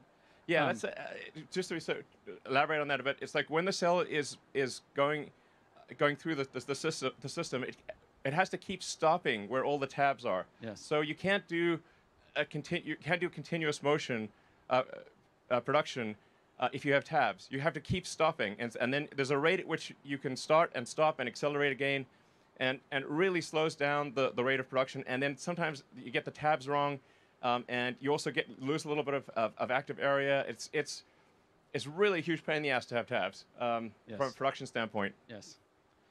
And so when we put it all together and go to our new 80 millimeter length, 4680, we call this new cell design, we get 5 times the energy with 6 times the power and enable 16% range increase just form factor alone. Yeah, so when these, yeah, it's pretty great. And just to clarify, when we see these plus 16% or whatever the percentage range increases, these are the amounts due just to that particular innovation. Yes. So we'll list a whole bunch of innovations, and then when you add them up, you get a total improvement in energy density and cost. But these numbers are what refer to just this thing. Yeah, and I want to stress, this is not just a concept or a rendering.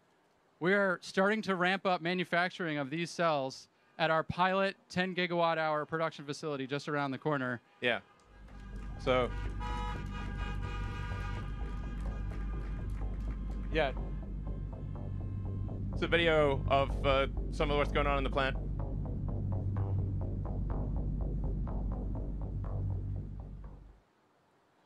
Now, I mean, to be clear, it will take about a year to reach the 10 gigawatt hour capacity. So this is important to appreciate. Like when you build a factory, there's a certain capacity that you design to, and then it takes some period of time to actually achieve that capacity.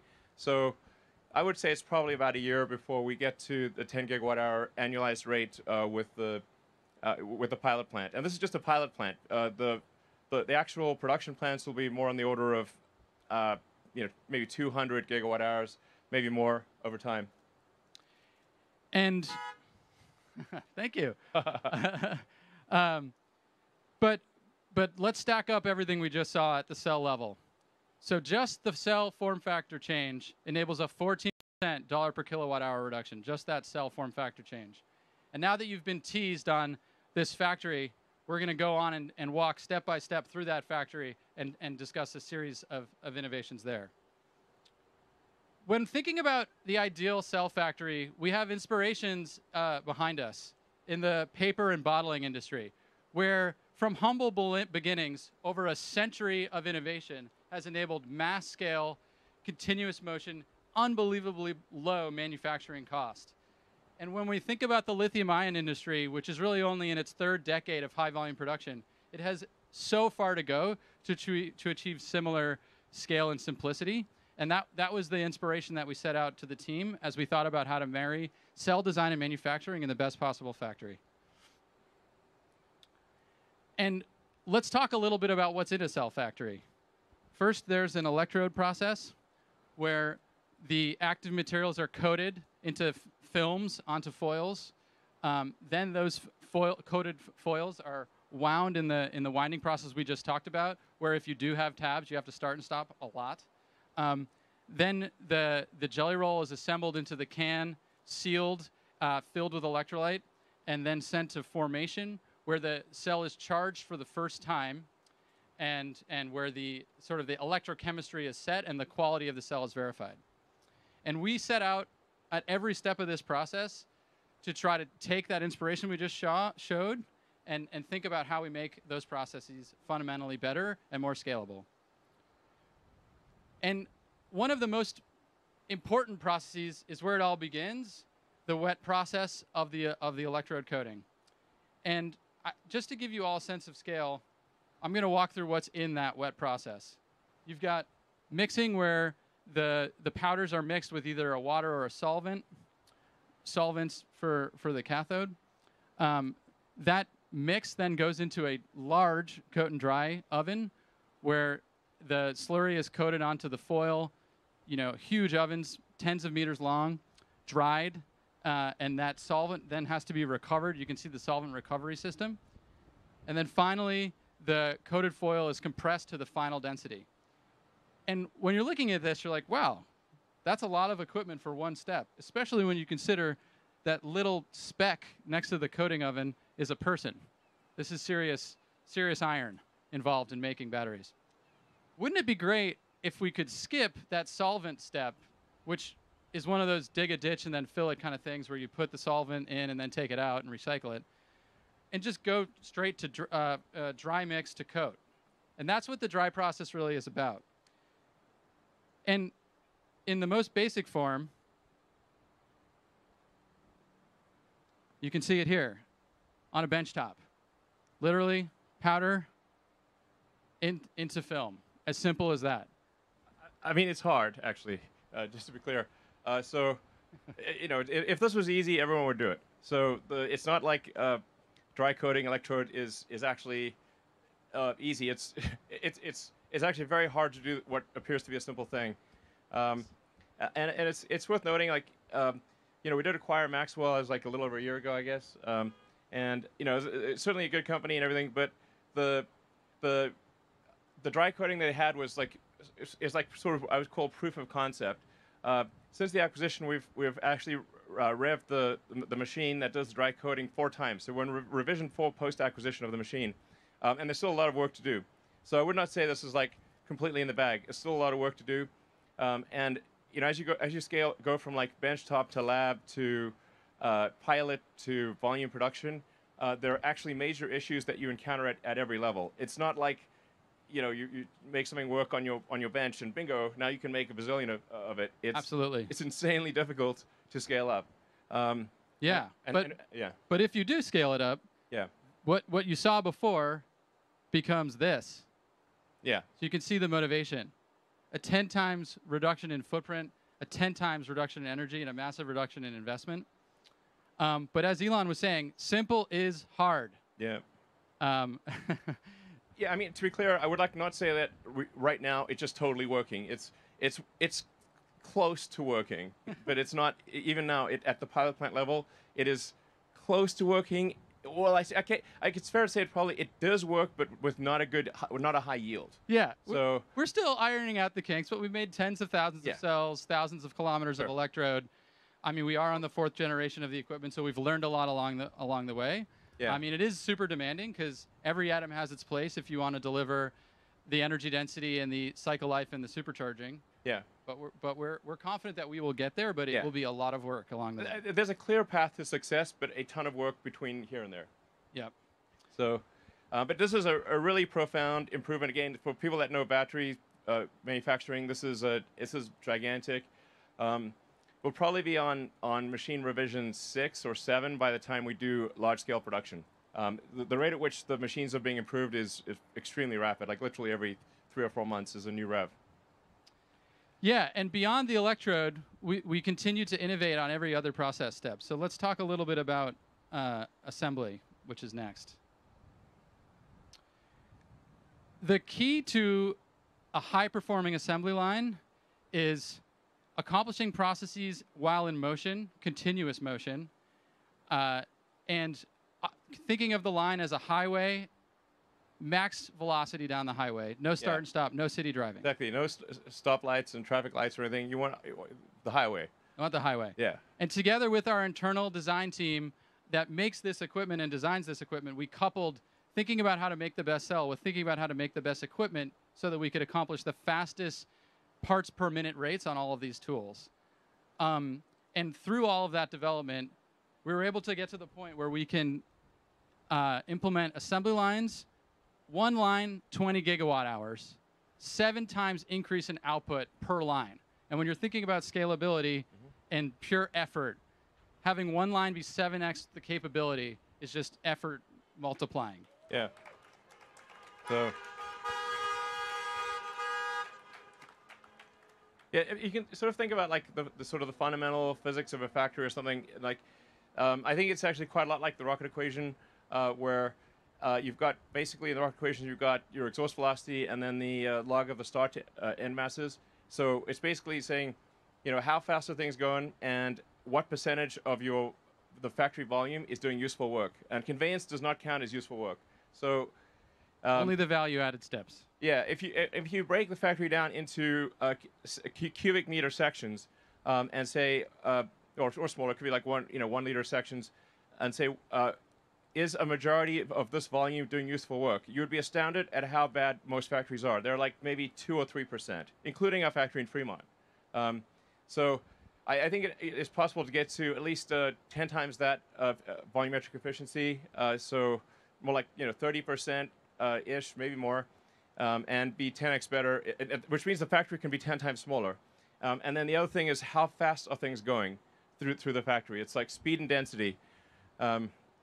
The faster you go, like if a factory that's moving at say twice the speed of another factory is equivalent to 2 factories basically, and the company that will be successful is the company that with 1 factory can accomplish what other companies take 2 or 3 or 4 factories to do. So this is what we're trying to do here is say, okay, how do we with 1 factory achieve what maybe 5 or even 10 factories would normally be required to achieve?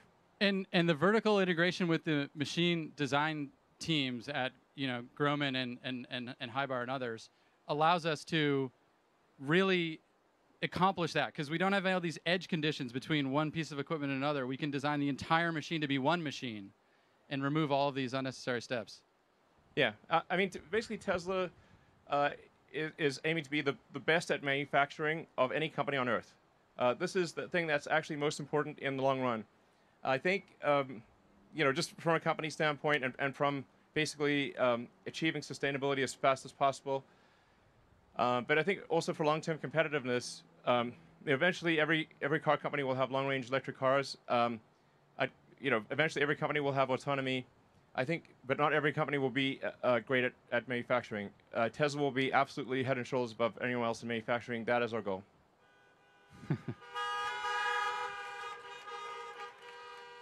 Manufacturing is hard, and hard problems are fun to solve. Okay, now let's talk about formation. In a typical cell factory, formation represents 25% of the investment. And what is formation? It's charging and discharging cells and verifying the quality of the cell. Turns out we've charged and discharged billions and billions of cells in our vehicles, so we know a thing or two about that. The typical formation setup is you charge and discharge each cell individually. In our car, we charge thousands of cells at once. And we took our principle and our power electronics, leveraging Powerwall, vehicle battery management systems, and others, to dramatically improve the formation equipment cost effectiveness and density. 86% reduction in formation investment, 75% reduction in footprint. So.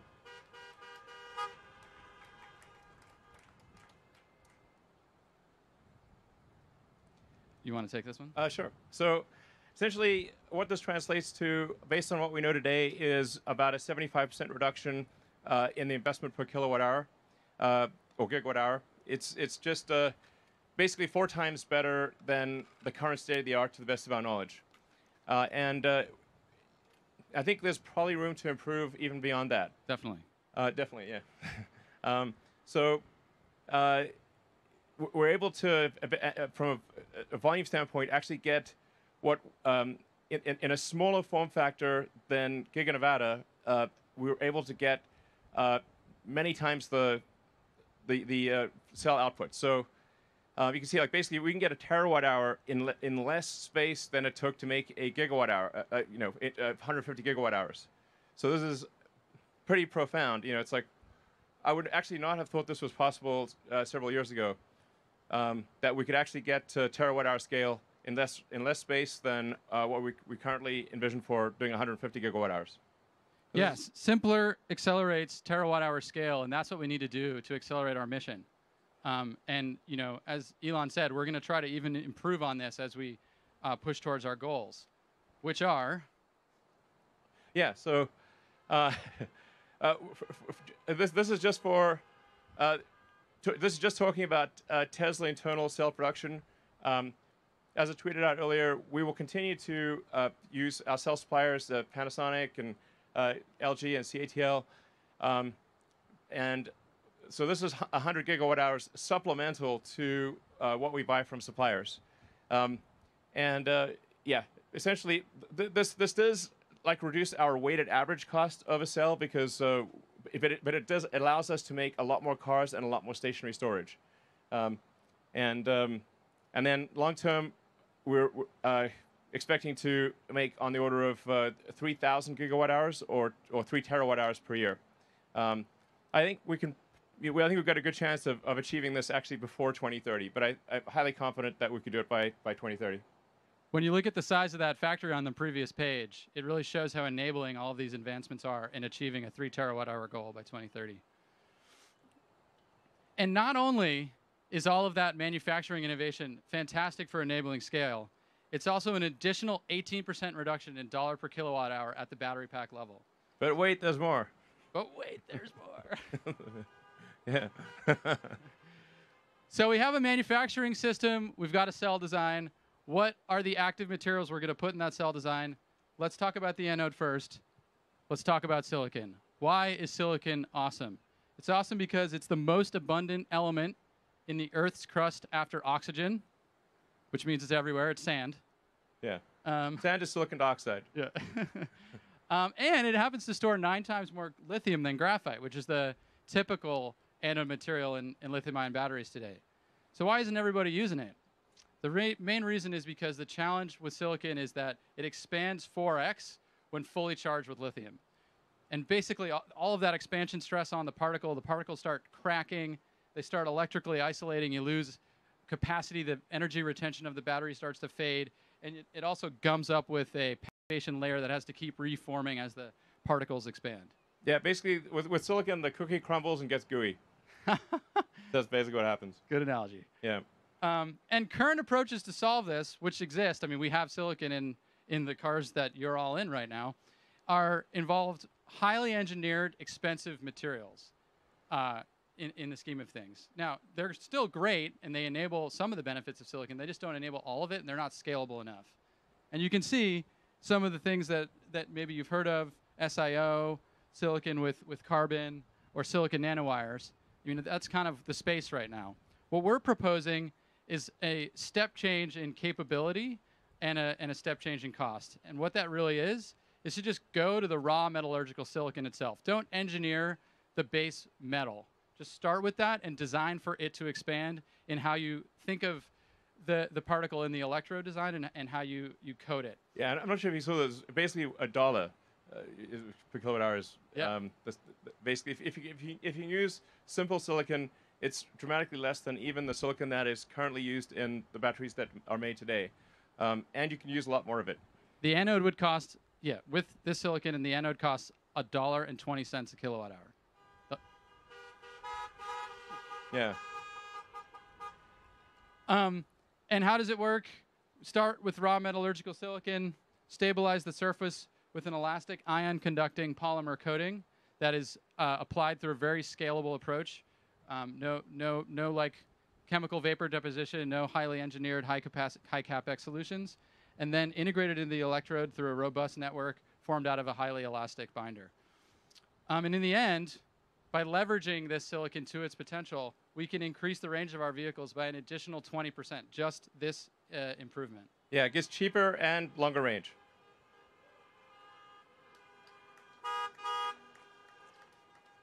Yeah, and when we take that anode cost reduction, we're looking at another 5% dollar per kilowatt hour reduction at the battery pack level. And there's more.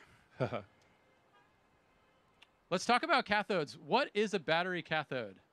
Cathodes are like bookshelves where the metal, the nickel, the cobalt, the manganese, or aluminum is like the shelf, and the lithium is the book. And really, what sets apart these different metals is how many books of lithium they can fit on the shelves and how sturdy the shelves are. Cobalt is a... Yeah, sorry, I was just going to say, like, it's tough to exactly figure out what the right analogy is to explain cathode and anode, but a bookshelf is probably a pretty good one, in the sense that you need a stable structure to contain the ions. So you want a structure that does not crumble or get gooey, or basically that holds its shape in both the cathode and the anode. As you're moving these ions back and forth, it needs to retain its structure. So if it doesn't retain its structure, then you lose cycle life and your battery capacity drops very quickly. Absolutely. Yeah, I totally agree. And I think people are always talking about like, oh, what's the cathode going to be? Is it NCA or whatever? You know, the thing to consider is just fundamentally what the nickel, the metals are capable of, and that's what we have on the chart here. $1 per kilowatt hour cathode of just the metal, using just LME, you know, London Metal Exchange prices, versus the energy density of just the cathode. And you can see nickel is the cheapest and the highest energy density, and that's why increasing nickel is a goal of ours and really everybody's in the energy in the battery industry.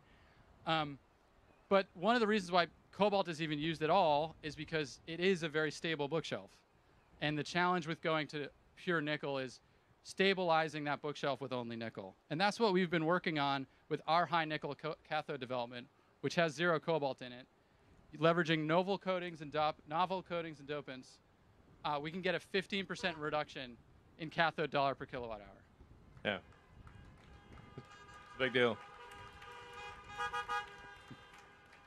But it's not just about nickel. You want to? Yeah, sure.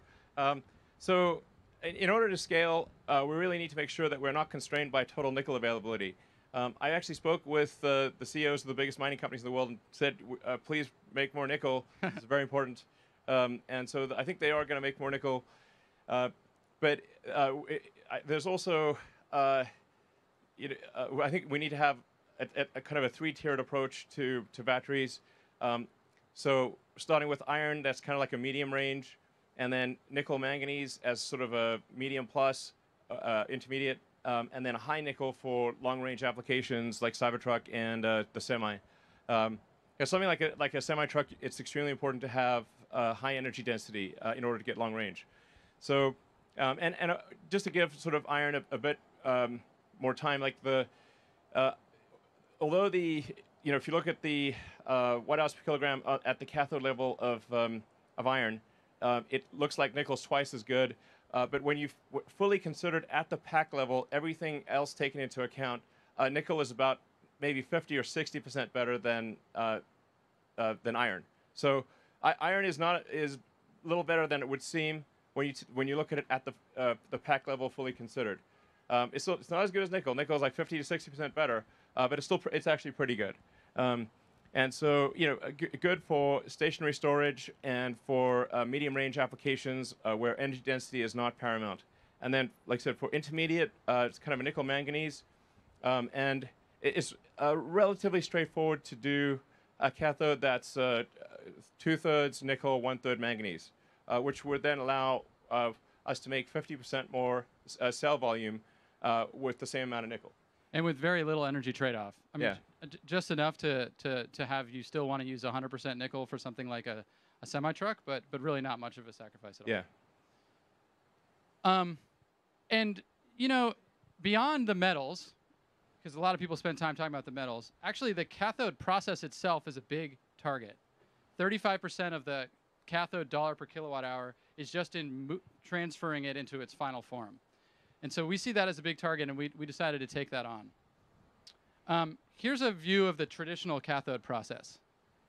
Effectively, if you start at the left and you have the metal from the mine, the first thing that happens is the metal from the mine is changed into an intermediate thing called a metal sulfate, because that's just happened to be what chemists wanted a long time ago. And then when you're making the cathode, you have to take this intermediate thing called metal sulfate, add chemicals, add a whole bunch of water, a whole bunch of stuff happens in the middle, and at the end, you get that little bit of cathode and a whole bunch of wastewater and byproducts. Yeah, it's insanely complicated. If you look at the total, like if you're just like, it's a small world journey of I am a nickel atom, what happens to me? And it's crazy. Like you're going around the world 3 times. There's like the moral equivalent of like dig in the ditch, fill in the ditch, and dig in the ditch again. It's total madness, basically. And these things just grew up as they're just kind of like legacy things that it's like how it was done before. And then they connected the dots, but really didn't think of the whole thing from like a first principle standpoint, saying how do we get from the nickel ore in the ground to the finished nickel product for a battery. And so we've looked at the entire value chain and said, how can we make this as simple as possible? And that's what we're proposing here with our process. As you can see, a whole lot less is going on here. We get rid of the intermediate, metal, water, final product cathode, recirculate the water, no wastewater at all. And when you summarize all of that, it's a 66% reduction in CapEx investment, a 76% reduction in process cost, and 0 wastewater. Much more scalable solution. Yeah. And then when you think about the fact that now we're actually just directly consuming the raw metal nickel powder, it dramatically simplifies the metal refining part of the whole process. So we can eliminate billions in battery-grade nickel intermediate production. It's not needed at all. Yeah. We can also use that same process we showed on the previous page to directly consume the metal powder coming out of recycled electric vehicle and grid storage batteries. So this process enables both simpler mining and simpler recycling. And now that we have this process, obviously we're going to go and start building our own cathode facility in North America and leveraging all of the North American resources that exist for nickel and lithium. And doing that, just localizing our cathode supply chain and production, we can reduce miles traveled by all the materials that end up in the cathode by 80%, which is huge for cost. Yeah, I mean, to be clear, cathode production would be part of the Tesla cell production plant. So it would just be, basically, raw materials coming from the mine, and from raw materials in the mine, out comes a battery. And on that note, the way the lithium ends up in the cell is through the cathode. So then we should obviously on-site lithium conversion as well, which is what we will do using a new process that we're going to pioneer. That's a sulfate-free process again, skip the intermediate. 33% reduction in lithium cost, 100% electric facility co-located with the cathode plant. Yeah. So it's important to note that there is a massive amount of lithium on Earth. So lithium is not like oil. There's a massive amount of it pretty much everywhere. In fact, there's enough lithium in the United States to convert the entire United States fleet to electric. Like all the cars in the United States, there's like 300 million or something like that. Every vehicle in the United States can be converted to electric using only lithium that is available in the United States. Discovered today. What we already know exists. People really haven't even been looking. Yeah, people haven't been trying because it's just like widely available. So, but it is important to say, like, okay, what is the smartest way to take the ore and extract the lithium and do so in an environmentally friendly way? And we actually discovered again, looking at a sort of first principles physics standpoint, instead of just the way it's always been done, is we found that we can actually use table salt, sodium chloride, to basically extract the lithium from the ore. Nobody's done this before, to the best of my knowledge. Nobody's done this, and it's a sort of, all the elements are reusable. It's a very sustainable way of obtaining lithium, and we actually we actually got rights to a lithium clay deposit in Nevada. Over 10,000 acres. Over 10,000 acres. And then the nature of the mining is actually, I think, also very environmentally sensitive in that we sort of take a chunk of dirt out of the ground, or remove the lithium, and then put the chunk of dirt back where it was. So it will look pretty much the same as before, and it will not look like terrible, and yeah, it'll be nice. Nice. Yeah. So simply mix clay with salt, put it in water, salt comes out with the lithium, done. I mean, it's pretty crazy. Yeah. So we're really excited about this, and there really is enough lithium in Nevada alone to electrify the entire U.S. fleet. Yeah, that's true. Actually, just what's in Nevada. That's basically there's so much damn lithium on Earth, it's crazy. It's one of the most common elements on the planet. And eventually, as we said at the beginning, when we get to this steady state 20 terawatt hours per year of production, we will transfer the entire non-renewable fleet of both power plants, home heating and battery and industry heating and vehicles to electric. And at that point, we have an awesome resource in those batteries to recycle to make new batteries. So we don't need to do any more mining at that point. And you can see why. Yeah. The difference in the value of the material coming back from the vehicle versus the ground, you'd always go to the vehicle. And we recycle 100% of our vehicle batteries today. And actually, we are starting our pilot full-scale recycling production at Gigafactory Reno next quarter to continue to develop this process as our recycling returns grow. Yeah, I mean, to date it's been done by third parties, but we think we can recycle the batteries more effectively, especially since we know our batteries, we're making the same battery as the thing we're recycling. So whereas like third-party recyclers have to consider batteries of all kinds. Yeah, and just to think about what this actually means, the recycling resource is always 10 or greater years delayed because batteries last a really long time. But eventually, it is the way that all resources will be made available, and that's why we're investing in this recycling facility in Nevada. Yeah. Long-term, new batteries will come from old batteries once the fleet reaches steady state. Right. Okay, so we just talked about scaling cathode and recycling. All of the benefits that you just saw are added to this benefit of a 12% reduction in dollars per kilowatt hour at the battery pack level. Almost at our halve the cost goal, but there's one more section. Take it away, Elon.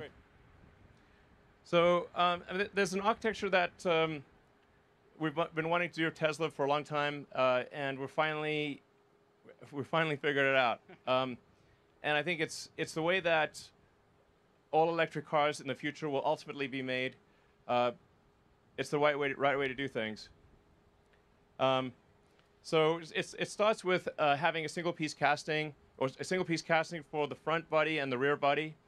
And in order to do this, we commissioned the largest casting machine that has ever been made, and it's currently working just over the road at our Fremont plant. We have the it's pretty sweet. Making the currently making the entire rear section of the car as a single piece, high pressure die cast aluminum. And in order to do this, we actually had to develop our own alloy because we wanted a high strength casting alloy that did not require coatings or heat treatment. This is a big deal for castings, especially with a large casting. If you heat treat it afterwards, it tends to deform. It kind of like does this like potato chip thing. So it's very hard to keep a large casting to have its shape. So in order to achieve this, there was no alloy that existed that could do this. So we developed our own alloy, a special alloy of aluminum that has high strength without heat treat and is very castable. So that's a great achievement of our materials team. In fact, in general, we've got a lot of advanced materials coming for Tesla, that new alloys and materials that have never existed before. So so you're basically making the front and rear of the car as a single piece, and then that then interfaces to what we call the structural battery, where the battery for the first time will have dual use. The battery will both have the use as an energy device and as structure. This is absolutely the way things are done. In the early days of aircraft, they would carry the fuel tanks as cargo.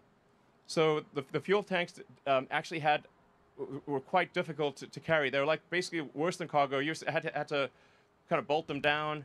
It was very difficult. And then somebody said, "Hey, what if we just make the wing tanks? What if we just make the fuel tank in wing shape?" So all modern airplanes, the fuel tank, your wing is just a fuel tank in wing shape. This is absolutely the way to do it. And then the fuel tank serves as dual structure, and it's no longer cargo. It's fundamental to the structure of the aircraft. This was a major breakthrough. We're doing the same for cars. So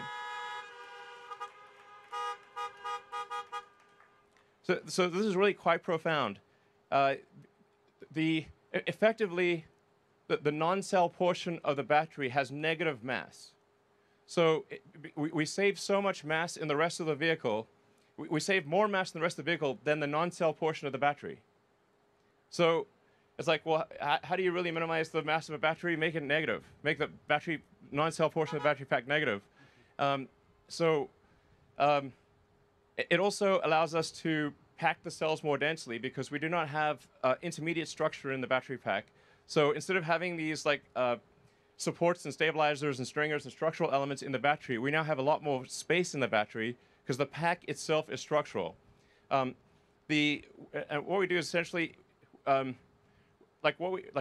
instead of having just a filler that is a flame retardant, which is currently what is in the 3NY battery packs, we have a filler that is a structural adhesive, as well as flame retardant. So it effectively glues the cells to the top and bottom sheet. And this allows you to do shear transfer between the upper and lower sheet. Just like if you have like a Formula One craft or like a racing boat, and you have carbon fiber face sheets and, say, aluminum honeycomb between them, this gives you incredible stiffness.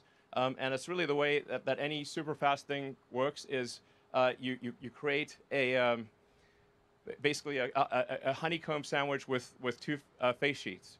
This is actually even better than what aircraft do, because aircraft do not do this. They can't do this because fuel is liquid. So in our case, the batteries are solid. So we can actually use the steel shell case of the battery to transfer shear from the upper and lower face sheet, which makes for an incredibly stiff structure, even stiffer than a regular car. Yeah. In fact, if this was in a convertible that had no upper structure, it would be stiffer than that convertible would be stiffer than a regular car. So this is it's just really it's really major. So it improves the mass efficiency of the battery, and then those castings are also quite important because you want to transfer load into the structural battery pack in a very smooth, continuous way, so you don't put arbitrary point loads into the battery. So you kind of have to, you want to sort of feather the load out from the front and rear into the structural battery. It also allows us to use to move the cells closer to the center of the car, because we don't have the in the top one we've got that sort of all the supports and stuff.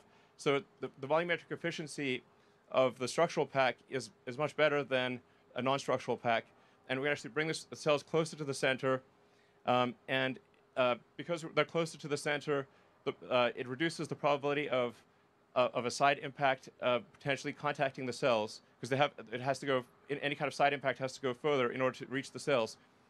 It also improves what's called the polar moment of inertia, which is that you can think of like when there's ice skater, arms out or arms in. Arms in, you rotate faster. So if you can bring things closer to the center, you reduce the polar moment of inertia, and that means the car maneuvers better. It just feels better. You won't know why, but it just feels more agile. So it's really cool. This is really major. Like I said, so 10% mass reduction in the body of the car, 14% range increase, 370 fewer parts. So, I mean, I really think that long term, in any cars that do not take this architecture will not be competitive. And it's not just at the product level a better product, but in the factory, it's a massive simplification. You saw the part removal. It's casting machines. It's the structural battery pack. So we're looking at over 50% reduction in investment per gigawatt hour, 35% reduction in floor space, and we'll continue to improve that as we make the vehicle factory of the future. Yeah, so it's major improvements on all fronts, from the cell all the way to the vehicle. And in addition to the improvements we just said on enabling additional range and improving the structural performance of the vehicle, it is worth another 7% dollar per kilowatt hour reduction at the battery pack level, bringing our total reductions now to 56% dollars per kilowatt hour. Yeah.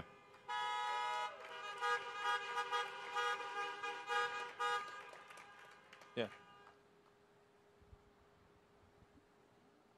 All right, so stacking it up, we're not just talking about cost or range. We've got to look at all the facets.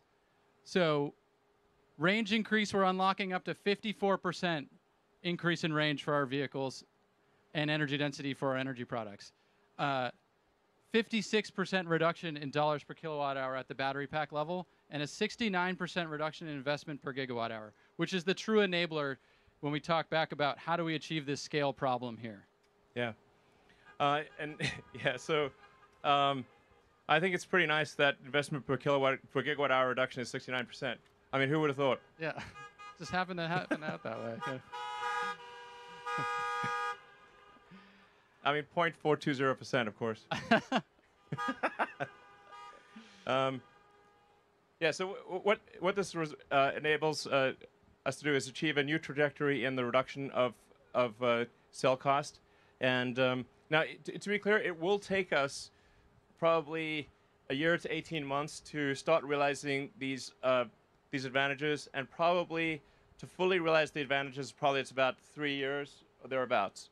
So, you know, it's not like if we could do this instantly, we would. But it's really, I think what this bodes for, it just really bodes well for the future, and means that the long-term scaling of Tesla and the sustainable energy products that we make will be massively increased. So, you know, what tends to happen as companies get bigger is things tend to slow down. Well, actually, they're going to speed up. And they have to speed up if we're going to accelerate the transition to sustainable energy. Yeah. I mean, long term, we want to try to replace about, at least 1% of the total vehicle fleet on Earth, which is about 2 billion vehicles. So long term, we want to try to make about 20 million vehicles a year.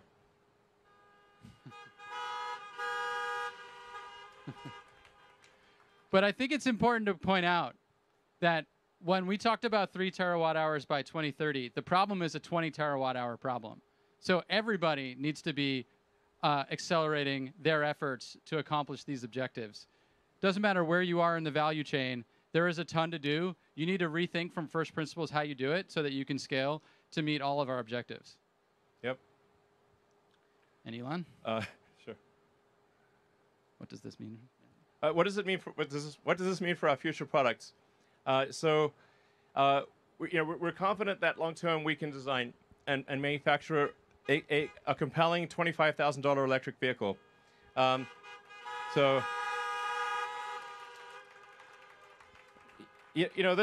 This has always been our dream from the beginning of the company. I even wrote a blog piece about it because our first car was an expensive sports car, and then it was like slightly less expensive sedan, and then finally sort of a, I don't know, mass market premium, but like the Model 3 and Model Y. But it was always our goal to try to make an affordable electric car, and I think probably, like I said, about 3 years from now, we're confident we can make a very compelling $25,000 electric vehicle that's also fully autonomous. And when you think about the $25,000 price point, you have to consider how much less expensive it is to own an electric vehicle. Yeah. So actually, it becomes even more affordable at that $25,000 price point. Yeah. So we have and extreme performance and range, and we should probably talk about the Model S Plaid. What about that?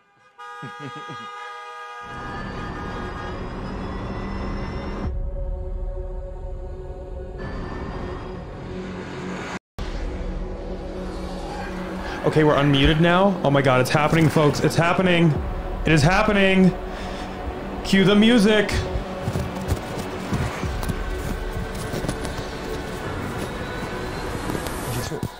Under 2 seconds. Take my money. 520 miles. Laguna Seca record. Yeah. So, we took the latest Plaid out to Laguna Seca on Sunday. It got a minute 30. And that was on Sunday. We think probably there's another 3 seconds or more to take off that time. So we're confident the Model S Plaid will achieve the best track time of any production vehicle ever, of any kind, two-door or otherwise. Well, David got so excited he broke the mic, folks. And you can order it now. I don't know what you did to it. It's available basically end of next year. So, and now we'll okay, order it now for end of next year. Okay. So we'll invite a few people on stage. Come on up, team.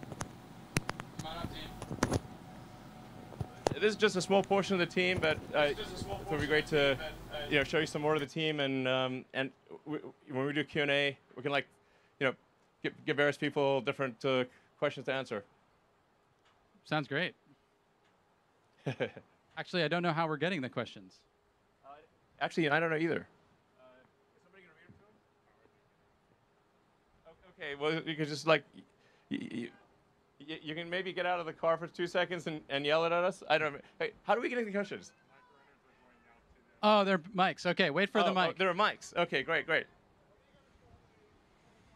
All right. Okay, we'll definitely need to give people mics because otherwise there's no way. Sorry? Okay. All right, we're going to pass some mics out. We don't have a name for the $25,000 car yet. It's a great question, though.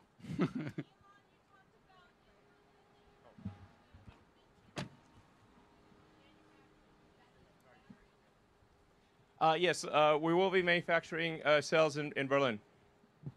Yep. Thermal management system? For homes. Oh, you mean like the home HVAC? Yeah, I mean, that's a pet project that I'd love to get going on. I don't know, maybe we'll start working on that next year.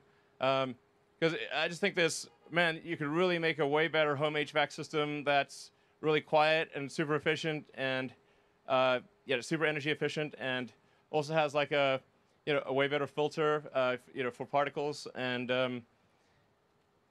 yeah, and it works very reliably.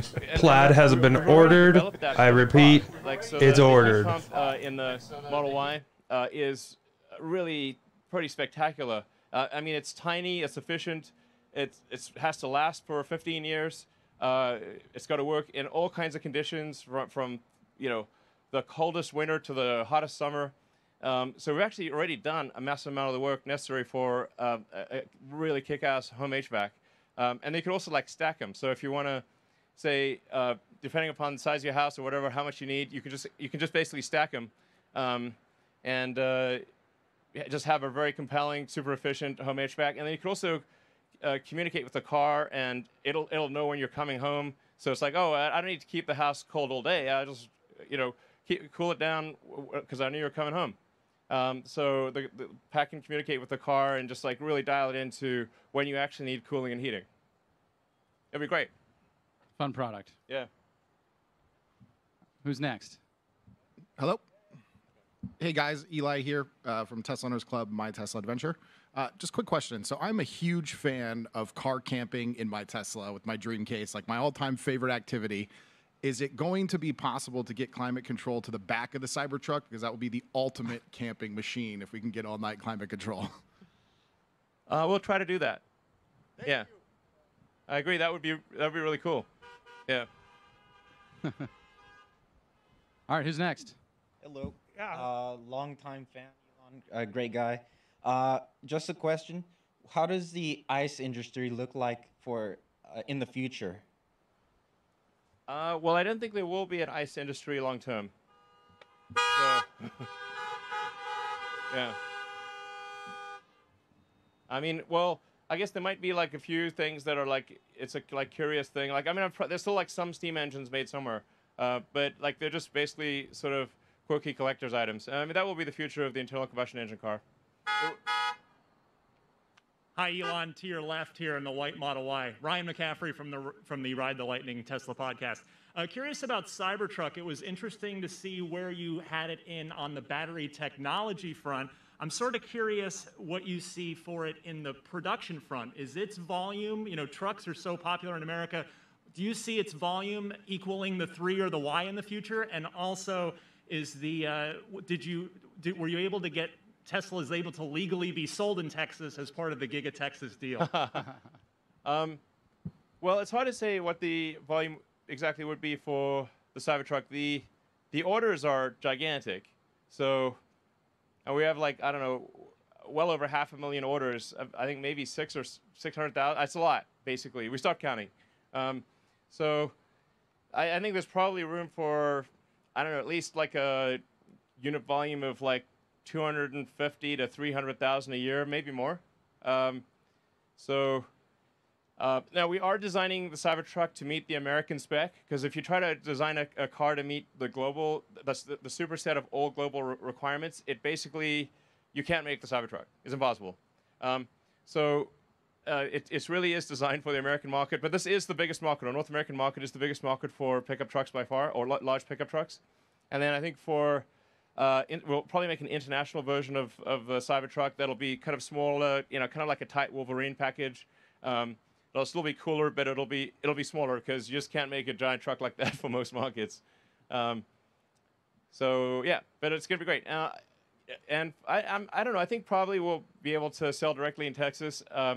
We do pretty well right now, but it is a bit weird not being able to actually conclude a transaction in Texas. But it's got to be like a click on a server based in California. So, but weirdly we can do leasing in Texas, but not selling. But hopefully that'll get cleared up in the future. Yeah, Elon, great job with everything that you're doing. Thras Gerber from Gerber Kawasaki, your team's amazing. What I'm most curious about, these innovations are incredible, but on my drive up here, fully on autopilot for 400 miles, the entire state is brown, and this is ultimately about climate. Has there been some analysis done if all these things are achieved? What will its direct impact be on climate? Well, I mean, I think it will have a very significant impact because it will stop the CO2 ppm from growing as it is every year. And I mean, I should say, like, I try to view the whole climate thing as a science question as much as possible. Science, you always question your hypothesis. Is it true? Is it not true? Or assign a probability to a given hypothesis. And I should say that my original interest in electric vehicles predates the climate issue. Like just when I was in high school, I thought, man, if we don't figure out electric cars, the whole economy is going to collapse when we run out of oil. So it's like, we better figure out electric cars and sustainable energy, or civilization is going to crumble. And then it was only kind of later that the significance of the climate risk became apparent. We were also able, using fracking and other types of technology, to access a lot more fossil fuels than previously thought, which is, helpful for lowering the cost of gasoline, but it's pretty bad for the total tonnage of CO2 that you could put in the atmosphere. It's now greatly beyond what people previously thought.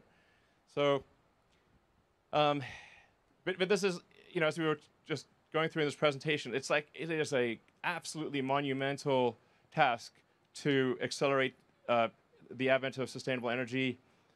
I mean, the entire global economy is still, more than 99% dependent on, or roughly 99% dependent on fossil fuels. So although electric cars kind of get a lot of press right now, they're still, and there's still very few, as a percentage of the total global fleet, is practically nothing. I would say, yes, less than 1% of the global fleet is electric right now. Because of 2 billion cars and trucks and whatnot in use.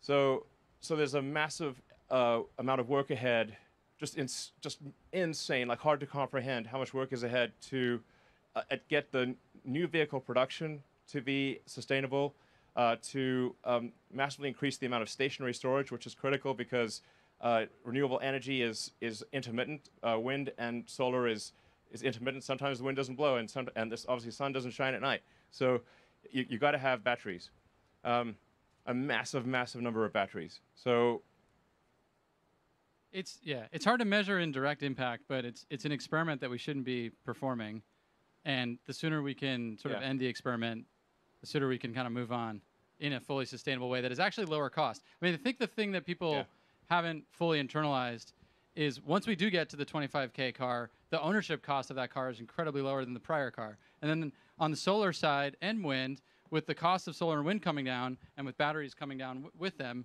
the actual cost of energy on the grid is going down. So we're sort of moving towards a sustainable, lower cost future. So there's not really a sacrifice. Yeah, that's true. It is a false dichotomy to say that it's either prosperity or sustainability.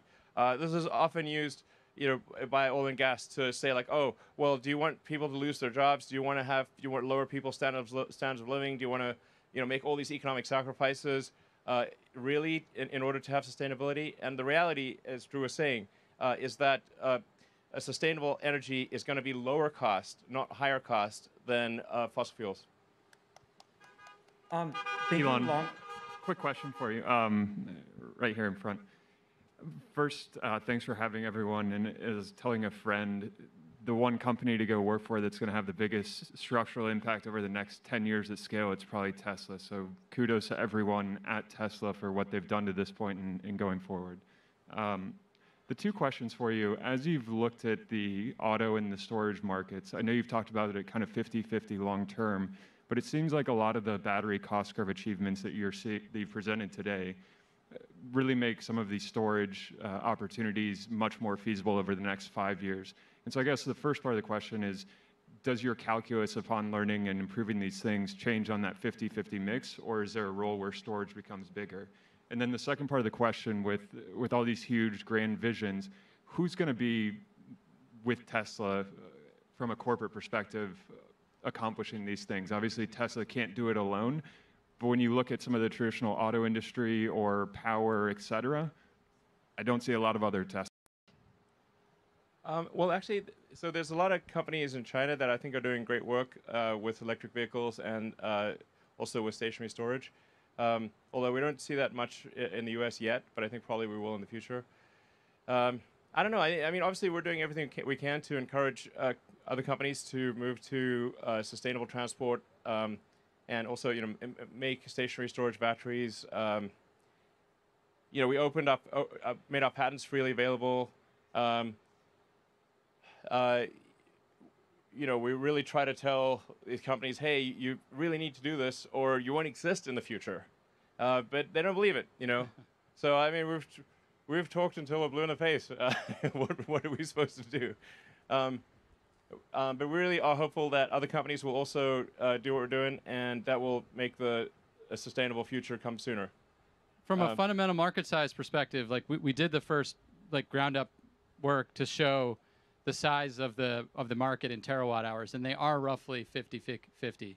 10 terawatt hours for transportation, 10 terawatt hours for the grid. And part of that is because the grid batteries, because when you're making a power plant, you're making a large investment, are 25-year assets or greater.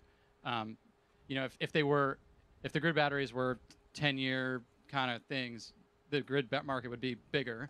But because it's a longer duration asset, they're roughly the same size. Thinking long term, is there any other segments that this new battery will be able to disrupt or electrify beyond just the initial Model 2 or cheaper sedan, like a boat, boring company, Luke, plane? Where are you, Golly? Are you there? What's up? Right here. Okay, great. It's like ventriloquism here, It's like we just get the sound out of the speaker and you can't tell where the heck it's coming from. Yeah, any hints, or is the Model 2 such a big deal because it decreases the cost of transportation that is really the disruption? Or should we get hyped that this new cost curve opens up different vehicle categories like a high passenger density bus, boring loop, boat, plane? I mean, there are batteries in limited production right now that do exceed 400 watt-hours per kilogram, which I think is about the number you need for decent range, medium range aircraft. And I think our batteries will, over time, start to approach the 400 watt-hours per kilogram range as well. Yeah, I mean, I think over time we'll see all modes of transport, with the ironic exception of rockets, transition to sustainability, or to electric, basically.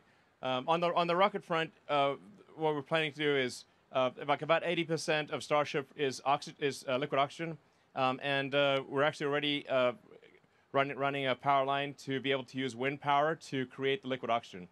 So we're making some decent progress on sustainability on the rocket front, but there's just no way to have an electric rocket, and it's important for the future of life and consciousness that we become a multi-planet species. So got to keep doing that. Hi, Elon. Hello. Josh Phillips here, retail investor. I have a question in regards to the lithium and nickel industries and the likely price spikes and shortages of high-grade materials the EV industry is likely to see if they don't act fast to address future supply. Tesla have clearly made the right moves that are necessary, but there's a real worry that the potential supply issues and price spikes will create a drag on the rest of the EV industry and therefore a drag on global EV adoption. What advice would you give to the EV and mining industries to quickly solve this looming hurdles? Because for a sustainable energy future, the spice must flow. Thank you. Yeah, indeed. The spice must flow. The new spice. I don't know. I think I'm not sure. I guess we can try to like basically overdo it in cell production and perhaps supply cells to others.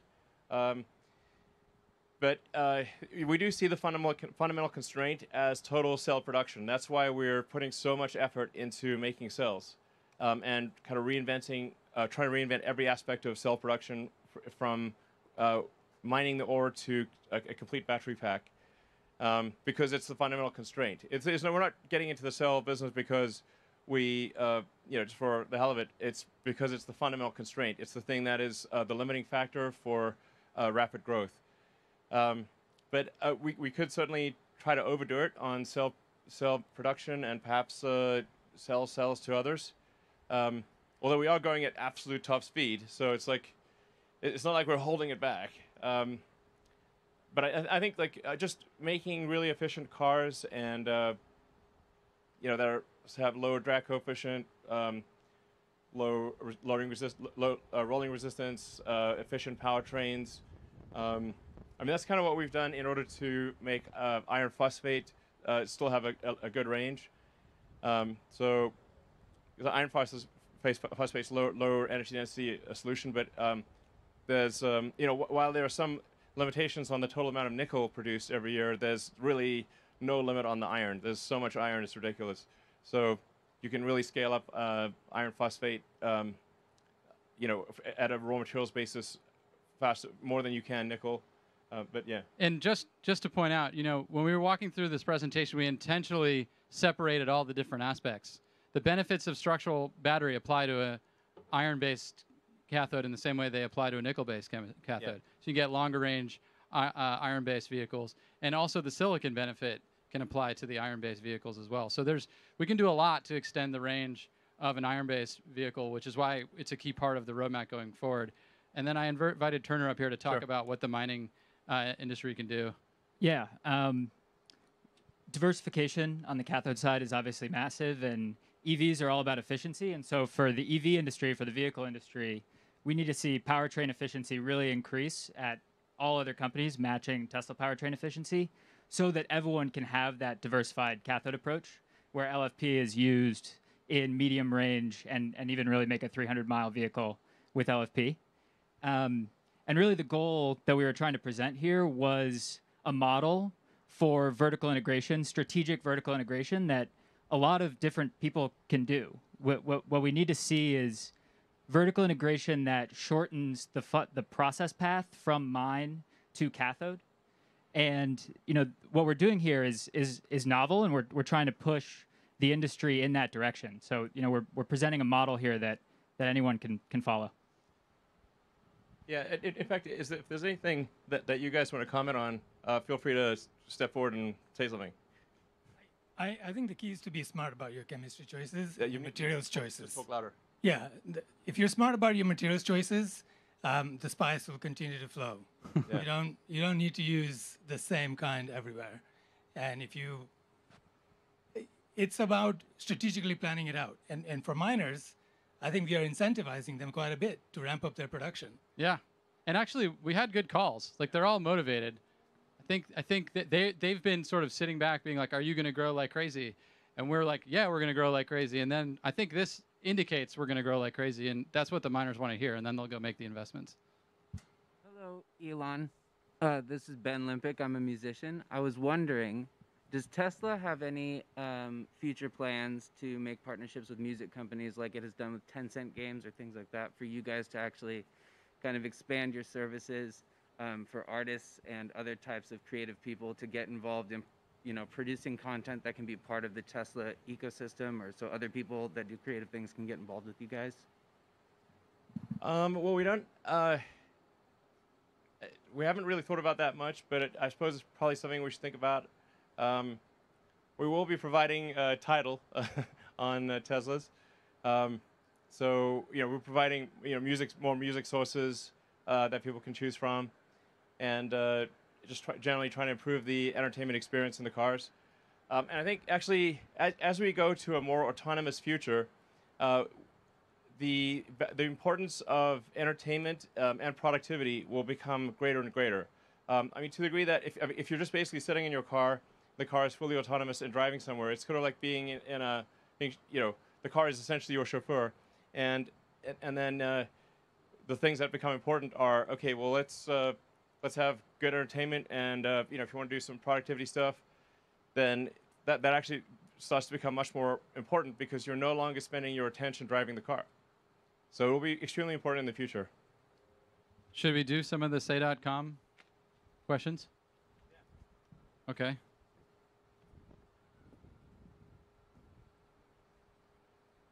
Should we do the second one? Yeah. The first one I think we already answered. Like if we're able to make enough cells, which we'll try to do, or we will supply other companies. It's definitely not an intentional effort to keep the cells to ourselves. If we can make enough for other companies, we will supply them. We're trying to do, you know, the right thing for advancing the sustainable energy, whatever that is. So, vehicle to grid, we get asked that a lot. I think one of the things that's important to note is the vehicle to grid.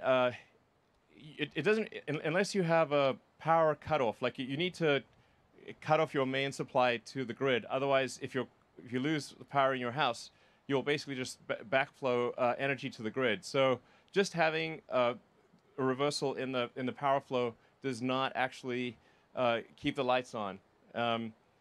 You need a whole separate system to cut off power to the grid. And I think there's also the case that people really want the freedom to be able to drive and to charge at their house. And it's obviously really problematic if you know, you get to the morning and your car, instead of being charged, it discharged into the house, and then you're sort of, okay, now I can either drive or use the battery to power my house. I think it's actually going to be better for people's freedom of action to have a power wall and a car separate, and then it's you know, everything works. You know, and you add that, you basically combine that with solar, either solar retrofit or solar glass roof, and local battery storage. So you basically become your own utility, and then the car is you know, can be charged also with solar. I think that's like the stuff that works.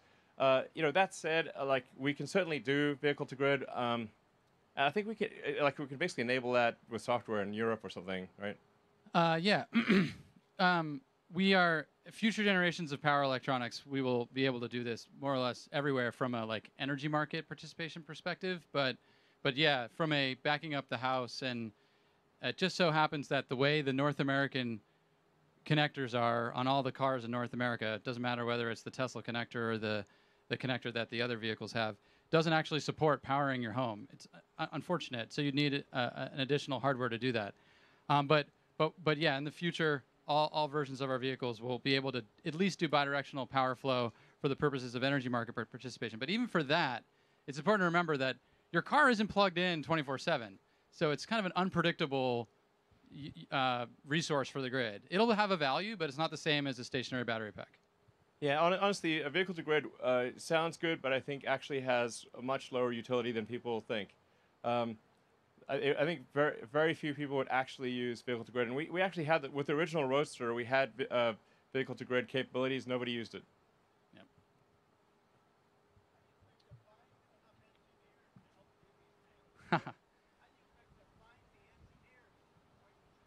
How do we find the engineers to do everything we're saying? How do we find the engineers to do all these things? Well, I guess we recruit a lot of engineers from all parts of the world. You know, I think Tesla has a good reputation for doing exciting engineering, and that tends to attract a lot of the top engineers in the world, because they know that their efforts at Tesla will really serve the greater good, and we're super hardcore about engineering. You know, Tesla is like first and foremost an engineering company. It's like hardcore engineering is what we do. Like the sheer amount of hardcore engineering done at Tesla is insane. And if you look at, say, there's various surveys done of engineering schools, where do you want to go? Like, what's your top choices? And actually, the top two choices last last few years have been Tesla and SpaceX. So sometimes it's Tesla first, sometimes SpaceX first, but those are the two top ones. Yeah, I mean, if you are motivated to solve some of these problems, which are the hardest problems in the world to solve, that really fundamentally enable the future we all need, please reach out. Yeah, and help us work on these problems. Absolutely, and like you said, the battle is far from over.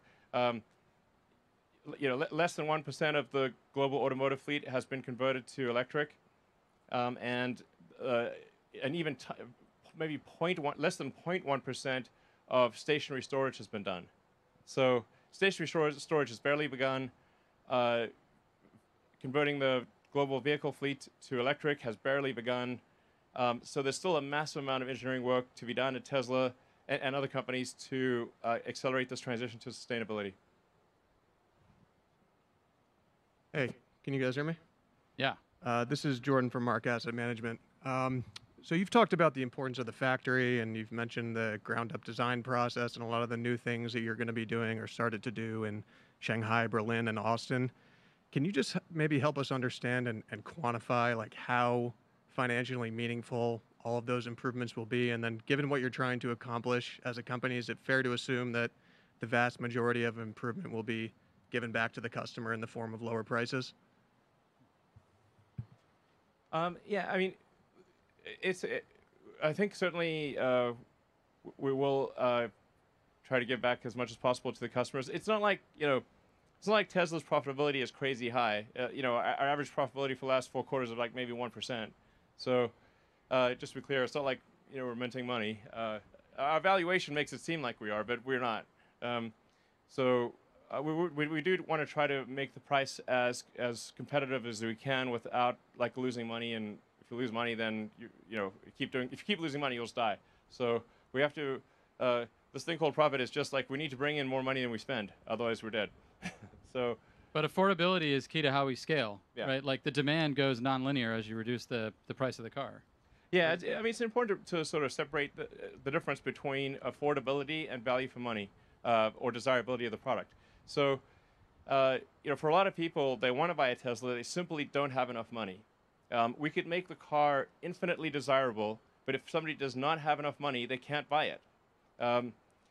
Sometimes, people, kind of forget this. It's like, it's like people have to have enough money to buy the car, and just making a car super desirable, expensive does not mean they can afford it. So it's absolutely critical that we make cars that people can actually afford.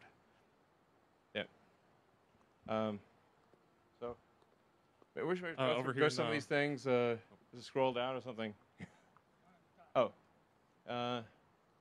When do you expect Tesla vehicles to beat ICE vehicles on initial purchase price? I think a way to answer that question is, in the classes of vehicles we sell today, we're already doing that. Yeah, we're already pretty close. And then factoring in total cost of ownership, and the fact that electric vehicles require much less servicing, and are way cheaper to run.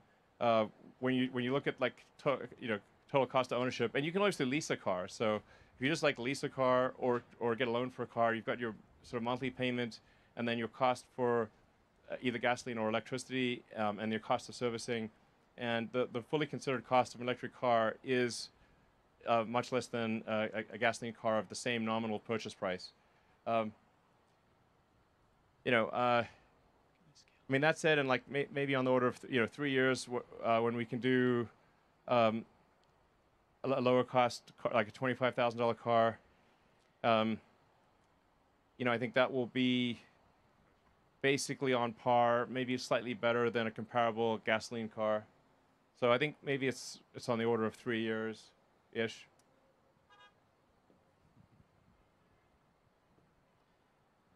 How have the technology advancements and increased vertical integration of battery manufacturing influenced your ability to improve the environmental and social impact of the supply chain? And I think, yeah. I think we sort of have said that already. Yeah. Do you have some ability to scroll through this? Just scroll away. We covered recycling. Yeah.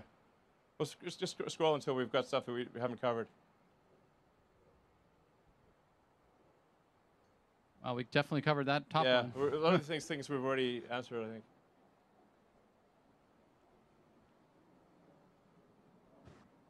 Covered that. That one. I think we literally just answered that. Yeah. Oh, I saw a cathode durability question. Let's go to that one. Go down, go down, go down. Good technical question. Keep going. How are you going to address the cathode durability and cost and environmental impact trifecta? Is this something you're going to leave the upstream supply chain to solve? No, I think we tried to answer that directly. I mean, we really are looking at not just what happens in the cathode facility, but like currently outside the cathode facility that should really be inside, and removing processes that shouldn't have been there in the first place, and the use of reagents that are just costly and not necessary, and removing a bunch of wastewater from the process. Guys, is there anything you want to add to? Maybe we could like go through everyone and like maybe say what you're doing and say a few words. I don't know. Sure. I just want to reiterate the fact that this is a massive problem. Massive problem. And it seems like Tesla's on its way and ahead, but we need everybody's help because it's everybody's planet, and we're not going to get to 20 terawatt-hours by ourselves. So please think about this carefully as it affects everybody. So let's get on it. And obviously, if you care about solving sustainability and doing hardcore engineering, definitely come work at Tesla. Yeah, we went through a couple of the manufacturing improvements, and it kind of looks easy when you put together a nice slide deck, but the challenges are like this. It's super challenging when you take materials out of the process, when you integrate processes together. You have to do a lot of things at once, and that's like this immense engineering challenge. And so, like, to appreciate that, like, you need, like, to get through this, we need, like, the best engineers we've got. And we've got this awesome team. I just want to shout out also to all of our team watching, like, you guys are awesome. Like, you absolutely kicked ass putting this together. And, yeah. Yes. Thank you. Thank you, Tesla team. Totally agree. Yeah, that's it. Like, yeah. Okay. Yeah. Rodney Westmoreland, managing the construction here at Tesla. What I would like to say is, one, shout out to the team. The team has been working effortlessly. A very, very tough project here for 24 hours a day, it seems like, around the clock to have this complete. The thing that sets us apart from a lot of other construction, we have a construction company here. The thing that sets us apart is that we're integrated in the manufacturing process. So every detail that comes from Drew's mouth is directly implicated into the system that we're building. That way, what would typically take 3 or 4 months to create a specification, our design team is working right with the manufacturing team to allow us to speed that process up tremendously. So. Yeah, it's definitely a important part of the vertically integrated approach is to be able to design the factory around the equipment, in fact, together with the equipment, so that you can build the factory at lower cost and more quickly. Yeah, I'm Scott. I focus on cell design. I think it's hard to put into words how inspiring this is. I've been at it for a long time with Tesla, and yeah, I really hope others do join us. Since when, Scott? Since 2005. Yep, yes, with many of you. But thank you. It. 6. Yeah, year before Drew, but who's keeping track? But I'm really stoked at what the team's been able to accomplish over the last, short period of time, about a year. It's been really an incredible transformation. I mean, hopefully what we've shown you inspires you to join us or join somebody else in the effort. And I couldn't think of a greater, more intelligent, more hardworking team to be working on with this problem. Hi, Peter. I lead the manufacturing improvement team. And I guess the point that I would like to make is manufacturing improvements is like the accelerator. So like you think about the execution that Rodney talked about in terms of how fast we've been able to put together this factory, which is amazing and something that's been really incredible to be a part of. That's not enough. What we need to do is improve the manufacturing technology. That's the real accelerator. And that's what we're really focused on. Elon talks about it all the time, that really going and improving that system is what will enable us to get to the scale and the cost that we need. And then the other point that I would make is on the recruiting side, like, it doesn't matter if you know about batteries. If you come from any industry, you can do something fantastic in the work that we're doing. We talk to people from industries that you wouldn't imagine. Like, I talked to a guy who makes golf balls, and he has stuff which is really impactful for what we're doing. So, you know, if you're in any industry and you want to be, you know, impactful here, like, come join us. It'd be great. Hi, excuse me. Hi, I'm Tony. I've been working in lithium and cathode materials for almost 23 years now, and this is the most growth I've seen in a company. I've been here a little over a year and a half. We're hiring amazing people that are allowing us to leverage technology that most of the industry is struggling to achieve. So to answer the question, how are we going to do this? We are really advancing the materials manufacturing for cathodes and for lithium beyond what has been accomplished in the previous 20 years. It's exciting. Yeah, my name's Turner. Work closely with the team. I've worked a lot with everyone here, and on the cathode and upstream materials side, it's really important that everyone understand that this growth is coming. This growth is real. We are going to make all of these batteries, and everyone needs to grow with us. The entire supply chain needs to grow with us. And if you have an idea that simplifies anything in the supply chain, come talk to us, come work with us, and let's do it. Any existing specification is wrong. Any existing That's always manufacturing true. method is wrong. Process equipment, it's wrong. It's just a question of how wrong. Yes. Quote Exactly. Elon Musk. Yes, exactly. We're wrong. Just a question of how wrong. Just try to be less wrong. So tell us how we're wrong and how we could do it better so that we can accelerate and improve as fast as possible. All right. Well, I guess thank you everyone for coming. I hope you liked the presentation. Very exciting future ahead. You know, we're going to work our damnedest to transition the world to sustainable energy as quickly as possible, and your support and help is key to that success. So thanks again. Super appreciated, and look forward to the next event. Thank you. Thank you.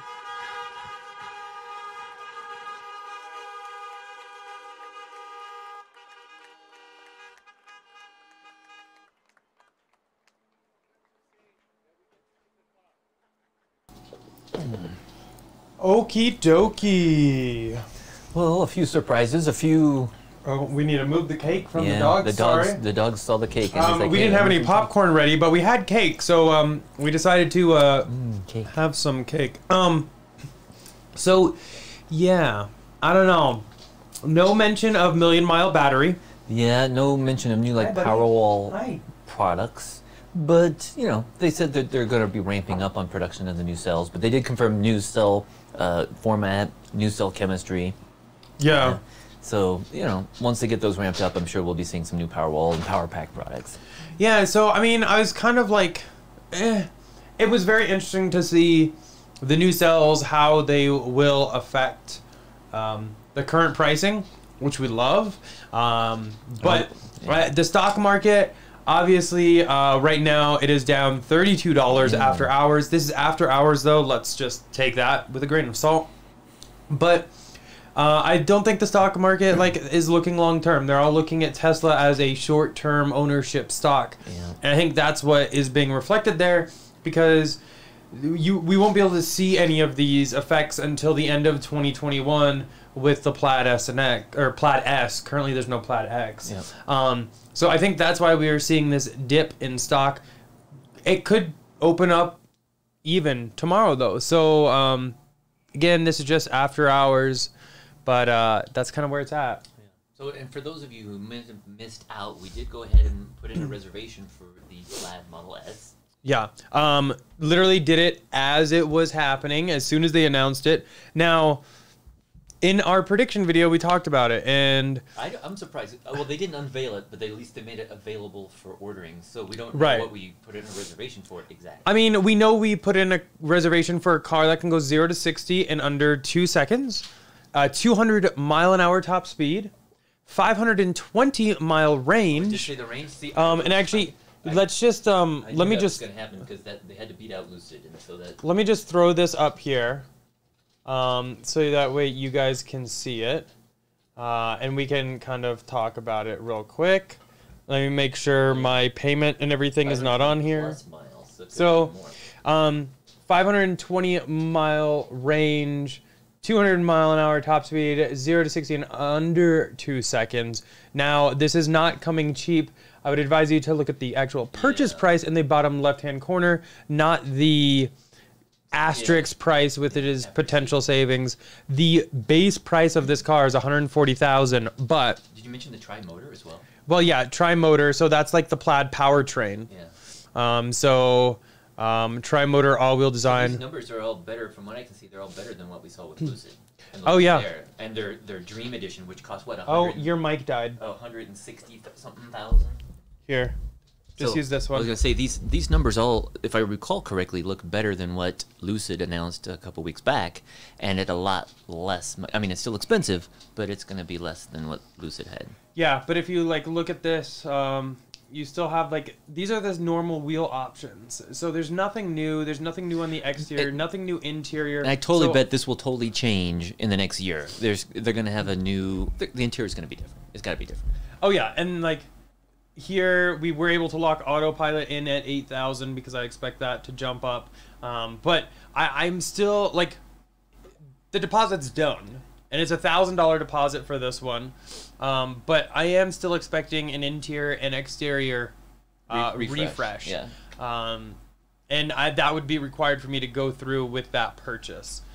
But the cool thing though is this looks almost like a Roadster Light or something. I mean, it's like Yeah. way less than what the next gen Roadster is going to be sold at, but a lot of really similar numbers. Yeah, Elon didn't wear plaid, and I'm kind of disappointed. But when plaid was announced, David Got a little donned on excited. the Yeah, attire. yeah. And, I forgot I had the yeah. microphone on, and The microphone went flying, shirt went flying.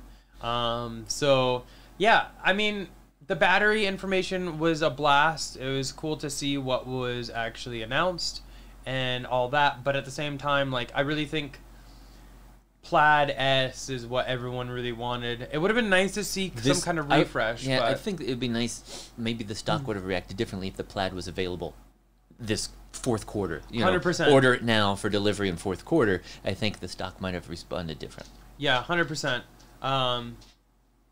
Yeah. Oh, so now our popcorn has arrived. Yeah, we ordered popcorn, but it just now got here. So Yeah. But yeah, so I guess that's kind of where we're at right now. We have a couple videos that we need to go work on, and we'll do. I guess somebody gets some popcorn because they were. Oh, did you eat it? We're gonna go and do went in my some shorts. videos. You went in your shorts. Oh, for those of you that are new here and didn't see the beginning, we have some Tesla shorts. We have the logo here, and we have sexy, yeah, sexy. So if you didn't see that in the beginning, there you go. You know what though? I bet the stock rose in the first half of the presentation because of our shorts. Maybe. I mean, yeah. I bet that's what happened. Not enough people were wearing them. Anyway, though, I think that'll probably call it there. Thank you. This is Mr. Kit. He's tired. He's hungry, actually. But that'll probably call it right there. As soon as we can, though, we will have some other videos. We'll probably do like a quick a recap and maybe talk about some other stuff. But thank you all for joining. We were up to like 9,000 people at one point. So huge shout out to all you. And a huge shout out to our channel sponsor, Abstract Ocean. If you are looking to accessorize your Model SX3 and Y, definitely check them out. All linked down below, and using code Tesla Inventory for 15% off your first purchase. No pockets in the shorts. No, sorry, we went on John. a walk earlier, and there's no pockets, so it was really, yeah. Thank you, John, for the $2 super chat, though. Really appreciate it. But yeah, that'll basically do it for this one. We will do our normal live stream again this coming weekend, but we have a couple other videos for later this week. So definitely subscribe if you haven't. Drop a like, and we will see you all a little bit later. Bye.